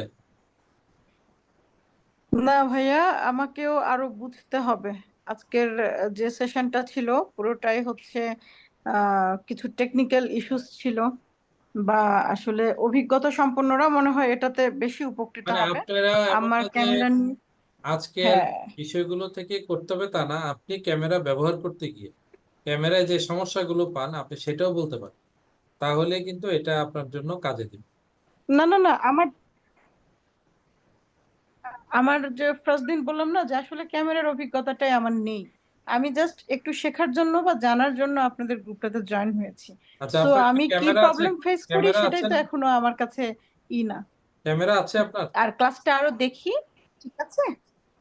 আমার আমার একটা ক্যামেরা আছে। আচ্ছা, আমি একটা, এটা বোধহয় 6D সনি, সনির কি এটা, একজনের কাছে আমি সেকেন্ড হ্যান্ড একটা অ্যারেঞ্জ করেছিলাম স্টার্ট করার জন্য, ওভাবে স্টার্ট করা হয়নি, কিন্তু একটা আছে। আচ্ছা। 60 হ্যাঁ, ক্যানন। আমার মনে হয় কি যে প্র্যাকটিক্যালি কিছু মানে ক্লাস, বা আমরা যদি ওই হ্যান্ডলিং রিলেটেড কিছু ক্লাস এমনি পাই প্র্যাকটিক্যাল করার জন্য, আমাদের নট এই যে আজকে একটা অনলাইন ক্লাস। বিশেষভাবে আমি একটু জিনিস বলি, আমাদের এবার যে আউটিংটা হবে এটা আমাদের যে পরিকল্পনা, এখন আমি দেখলাম যে জি, এখানে আমি ছাড়া এবং এখানে শহীদ ভাই আছেন চট্টগ্রামে, উনিও বলছেন যে আমরা যদি প্ল্যানটা হচ্ছে আউটিংটা এবার ঢাকায় করতে পারি, যে আমি কষ্ট করে আমি চলে যাব ঢাকায়, তো আমি জি একদম ভাইয়া, যাওয়া। হ্যাঁ, হলে ঢাকায় হলে খুব ভালো হয় ভাইয়া। হ্যাঁ, হ্যাঁ, মানে একা আপনাদেরকে কষ্ট না দিয়ে বেটার বরঞ্চ হয়, খুবই ভালো হয়। আমি কষ্ট করব, আপনারা ঢাকায় যেহেতু আছেন, এবং আমাদের ঢাকায় আউটিংটা ঢাকার করে। বাহিরে আসলে সবাই বোধহয় পারবো না, হ্যাঁ ঠিক হ্যাঁ, আছে। ঢাকায় আমি রাসেল করবো চেষ্টা করে। রাসেল ভাই, জি, আপনি বলেন। ঢাকাটা বেছে নিলেন, এটা ঢাকা কোন জায়গাটা বা কি জন্য ঢাকাটা বাছলেন? ওই যে আপনাদের সুবিধার জন্য। আমাদের সুবিধা তো চিটাগাং হইলে ভালো হয়। না, শোনেন, চিটাগাং এ আপনারা, আমার তো কিছু রুটিন আউটিং থাকে, ধরেন আমি একটা, সাপোজ আমি কক্সবাজার একটা আউটিং করব প্ল্যান আছে, বা আমার বিভিন্ন জায়গায় করি, তো সেইটার সময় ধরেন আমি চিটাগাং এ করবো, সেটা তো আমার দায়িত্ব যেহেতু আমি চিটাগাং থাকি। কিন্তু আমি ঢাকায় নেব যে বেসিক যেহেতু, এবং আমাদের এখানে এই যে সুরভি আপা আছেন, তারপর লাবণ্য আছেন, সোফিয়া আপা আছেন, মৌসুমী, সেরকম 4 জন মানুষ আছেন। যে আমরা চাচ্ছি না যে ওনারা কষ্ট করে চিটাগাং এ এসে মানে একটা বেসিকের আউটিং করুক। বেসিকের আউটিং এর জন্য আপনাদের সাথে বসা, এবং ওই যে বললেন যে থ্যাংক ইউ ভাই, থ্যাংক ইউ, অনেক খুশি হলাম ভাই। ঢাকায় রমনায় বসেন আউটিং এর জন্য, হ্যাঁ, হ্যাঁ, রমনায়। জি জি ভাইয়া, ক্যামেরা রমনায় আসলে ভালো। লিস্ট ক্যামেরাটা অন্তত হাতে ধরে নিতে Yes. হবে। থ্যাংক ইউ সো এবং মাচ। জি ভাইয়া, আমরা মনে করেন যে ছবিটা তুলছি, এখন তোলার সময় আমি কি প্রবলেম ফেস করছি আপনাকে যদি আমি বলি যে ভাইয়া আমি এই প্রবলেমটা ফেস করছি, বা এবং আপনি আমাকে একটা হ্যাঁ যাবো। সাবজেক্ট হ্যাঁ দিলেন যে হ্যাঁ লাবণ্য আপু আপনি এটা তুলেন তো দেখি কেমন করে তুলেন, তারপর আমি তুললাম জিনিসটা, তোলার পরে আপনাকে দেখালাম, আপনি তখন ভুল বের করলেন, ভুল বের করে আমাকে শিখালেন। এভাবে যদি ভাইয়া হাতে হাতে হয় এবং আরো ভালো। আমাদের আপনাদের জন্য এটা মানে সুখবর যে আমরা যদি ঢাকায় আসি, কারণ ঢাকায় বাবু ভাই আছেন, ওনার সাথে আমার কথা হয়েছে, শফি ভাইও ঢাকায় থাকেন, ওনার সাথে কথা হয়েছে, ওনারা সবাই আসবেন। এবং সেই সঙ্গে আরো কিছু আমাদের মেম্বার, ঢাকা কেন্দ্রিক আমাদের চিত্রচিন্তার মেম্বার আছেন কয়েকজন, তারা আসবেন। বরঞ্চ ঢাকায় আউটিংটাতে অনেক বেশি জমজমাট হবে আমাদের ইয়েটা। তো এই কারণে বলছি যে আপনারা প্র্যাকটিক্যালি যেটা জানতে চাচ্ছেন সেটা আমরা প্র্যাকটিক্যাল ফিল্ডে আমরা দেখাবো। আর আজকে যেটা দিন এটা থিওরিটা মাথায় রাখেন, মানে সবকিছু মানে একদিনে আয়ত্ত হবে না। যেমন আমি ডেভিড বেল যেগুলো শুনেছি 50% আমি ভুলে গেছি। তো তার মানে হচ্ছে বাকিটা হচ্ছে আমার প্র্যাকটিক্যাল। আরেকটা হচ্ছে আমি কাজ করতে গিয়ে যখন আটকাই, তখন কিন্তু আমি ডেভিড ভাইকে কল করি যে এটা কি ওইটা কি, আমি একটা মেমোরি কার্ড কিনবো, কোনটা কিনবো, মানে এখন তো বাজারে এটা উনি সবগুলো বলে দিতে পারে। তো আপনারা এরকম যে টেকনিক্যাল সমস্যাগুলো আটকাবেন, তখন ডেভিড ভাইয়ের সাথে যোগাযোগ করবেন বা আমাকে বলবেন, আমি ডেভিড ভাইকে প্রশ্নটা ফরওয়ার্ড করে দেব। আর আমাদের তো গ্রুপ আছেই, গ্রুপের ভিতরে সবাই সবার ফোন নাম্বার দেখতে পাচ্ছেন। তো সেখানে আপনারা হোয়াটসঅ্যাপ কল দিলেই হচ্ছে, হোয়াটসঅ্যাপে মেসেজ দিলেই হচ্ছে। সুরজিৎ কি ঢাকায় যাবে আউটিং এর জন্য? থ্যাংক ইউ ভাইয়া। সুরজিৎ তো ভয়ে বেরিয়ে গেছে, এখানে নাই। শহীদ শহীদ ভাই কিছু বলবেন? সুরজিৎ আছে, আপনার সাউন্ড নাই। শহীদ কিছু বলবেন? না ভাইয়া, কিছু বলবো না। আচ্ছা, আউটিং এ কি আশিস স্যার কি ইয়ে থেকে কলকাতা থেকে আশিস স্যারও কি আসবেন? ওরে বাবা, আপনারা ঢাকার টিম শক্ত হন, তাহলে আশিস দাকে আমি ঢাকায় এনে শাহিন ভাই টিকিট প্রোভাইড করে দেন, চলে আসুক, আমি টিকিট দিয়ে দিব, উনি আসতে চাইলে আমি দাদা টিকিট দিয়ে চলে দিব। আসুক, আপনি টিকিট হ্যাঁ, প্রোভাইড করেন। আমি বলি মানে বাংলাদেশ তো পূর্ববঙ্গ আমাদের কাছে, তা আমাদের পিতৃভূমি মাতৃভূমি পূর্ববঙ্গ, একটা নস্টালজিয়া আছেই। কোনোদিন যাওয়ার সুযোগ হয়নি, রাসেলের সঙ্গে কথা হয়ে আছে। আমার যাতায়াত নিয়ে ভাবতে হবে না, ওইটা আমার, কারণ আমি ট্রেনে যাব, দুপাশ দেখতে দেখতে যাব, দু প্রান্তের মধ্যে মিল অমিল গুলো খুঁজতে খুঁজতে যাব, সুতরাং যাতায়াত আমার। হ্যাঁ ঠিক তবে আছে। আপনি যদি ঢাকায় আসেন বা বাংলাদেশে আসেন, আপনি 10 বছর আপনার বয়স কমায় নিয়ে যাবেন ইনশাআল্লাহ। 10 বছর 10 বছর কমাইলে অন্য যে সমস্যা হবে সেটাকে সামাল দেবে। মানে আপনি আরো ইয়াং হয়ে যাবেন সেই তো, তাহলে সমস্যা আপনি বাড়বে। যদি একবার ঢাকায় আসেন। না জানি, ঠিক আছে, বাংলাদেশ তো আমাদের সবারই মনের মধ্যে আছে। শাহিন ভাই কি বলতে চাচ্ছে আশিস দা কি বুড়ো হয়ে গেছে নাকি? উনি তো ইয়াংই আছে, আমার কাছে তাই মনে হচ্ছে। না না, আপনি তো বুঝলাম বয়স না ভাই, 10 আপনি কি বছর কমে বুঝাতে যাবে। চাইলেন? যা আপনার আছে আমাদের আদর যত্নে। শোনেন শাহিন ভাই, আপনার একবার আপনি ইয়েতে যান, হেলথ চেক আপ করেন যে কোনো হসপিটালে। আপনার ব্লাড প্রেশার থেকে শুরু করে প্রত্যেকটা ইউনিটি আর ইউনিট গুলা আশিসের সাথে শেয়ার করবেন, দেখবেন উনি আপনার থেকে অনেক ভালো আছে। না সেটা আশিসদাকে ঠিক আমি আছে। কাছ থেকে দেখেছি, তো ওনার ভালো থাকার রহস্য আমি জানি, কিভাবে উনি ভালো আছেন। আচ্ছা ঠিক আছে, তাহলে আমরা অনেক কথা হলো। আসলে ক্লাস তো মানে যদি এটা একসাথে সামনাসামনি হতো হয়তো আরো উপভোগ্য হতো, কিন্তু আক্ষরিক করতে যেটা একদম সত্য, আমরা কিন্তু চাইলেও এই মানে এতগুলো এইভাবে মানুষগুলো নিয়ে আমরা কিন্তু সামনাসামনি ক্লাস করতে পারবো না। কারণ এক একজন এক এক জায়গা থেকে যুক্ত হওয়া মানে এটা খুব কঠিন কাজ, এটা অনেক ব্যয়বহুল কাজ। এবং এটার জন্য আমরা হয়তো ঢাকা করি, চট্টগ্রাম করি এরকম, কিন্তু আমরা তো চাইলে মনে করেন কলকাতায় করলে আমরা কি যেতে পারবো কলকাতায়? তাহলে সেটা পারবো না। আবার আমরা যদি এই যে কুড়িগ্রাম, আমাদের এক বন্ধু আছে কুড়িগ্রামও, তো আমি যেতে অনেক কষ্ট হবে। তো কুড়িগ্রাম বা আমাদের বরিশাল এভাবে সম্ভব না সবাই একসাথে হওয়া। তো অনলাইন এই প্রযুক্তিটাকে আসলে আমরা স্বাগত জানিয়েছি, এবং এই প্রযুক্তিটাই কিন্তু আমার চিত্রচিন্তার চালিকা শক্তি, নয়তো কিন্তু আমিও পারতাম এভাবে আগাতে।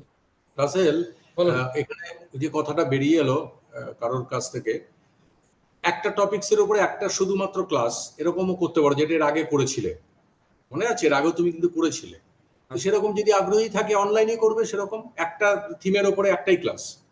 ওকে, বুঝতে পেরেছি।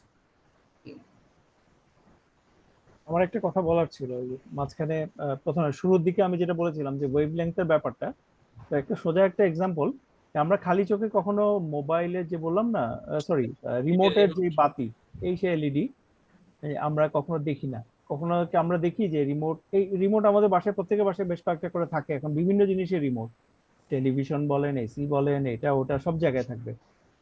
তো যেটার মাথার মধ্যে আপনারা এই ধরনের একটা বাতি দেখবেন, লাইট এমিটিং ডায়োড, কিন্তু আমি যতবারই চাপি আমি খালি চোখে কিন্তু এখানে কিছু দেখি না, কখনো আমরা দেখিনি। দেখেছেন কি? কেউ দেখেছেন? না, না। কিন্তু আমি আপনাদের দিকে তাক করছি, দেখেন বেগুনি একটা আলো বেরোচ্ছে না? এগুলো ডিজিটাল ফটোগ্রাফির কারণেই সম্ভব হয়েছে, এগুলো খালি চোখে কিন্তু দেখা যায় না। এগুলো ডিজিটাল সেন্সর কিন্তু এই লাইটটাকে ধরতে পারে, এই ওয়েভলেন্থটাকে। এটা আমাদের যে 300 থেকে যেটা বলেছি তার নিচে, সরি তার উপরে এটা, দেখেছেন? মানে এটা ক্যামেরার দিকে তাক করেছেন বলেই দেখা যাচ্ছে, এই তো? হ্যাঁ হ্যাঁ, আপনি এটা ডিজিটাল ক্যামেরা দিয়ে মানে দেখতে আপনি পাবেন। দেখছেন না, আমরা দেখছি, এই তো? আমরাও দেখছি, না তো দেখতাম না। এটা দিয়ে আপনি আপনার রিমোট কাজ করে কিনা সেটাও দেখতে পারবেন। যে আমি যদি মোবাইল দিয়ে দেখি, তাহলে আমি মোবাইলে যদি দেখেন, খুব সোজা একটা দেখেন ওখানেও দেখা যাচ্ছে। আপনি মোবাইল ক্যামেরা দিয়ে চেক করতে পারবেন আপনার রিমোট ঠিক আছে কিনা। মানে ব্যাটারি বদলাবেন কি, রিমোট নষ্ট, ব্যাটারি বদলালেন, রিমোট কাজ করছে না, আপনি মোবাইল ক্যামেরা দিয়ে দেখতে পাচ্ছেন। খুব সিম্পল একটা টেকনোলজি, আপনারা হয়তো জানেন না, কিন্তু এইগুলো আসলে ডিজিটাল ক্যামেরা এই সেন্সরের কারণে সম্ভব হয়েছে, কারণ সেন্সর এই জিনিসটাকে অমিট করতে পারে না। ওর কিছু অ্যাডভান্টেজ আছে, ডিসঅ্যাডভান্টেজ আছে, মানে আমরা যা চোখে দেখি ডিজিটাল ক্যামেরা তার চেয়ে বেশি দেখে, যেটা ফিল্ম ক্যামেরা পারতো না। তাহলে রাসেল শেষ করো। হ্যাঁ, ঠিক আছে। Okay, bye, good night everybody. Good night. Good night. হ্যাঁ, আমাদের পরবর্তী ক্লাস বৃহস্পতিবার। Good night. Good night. ভালো থাকবেন গুড সবাই। নাইট।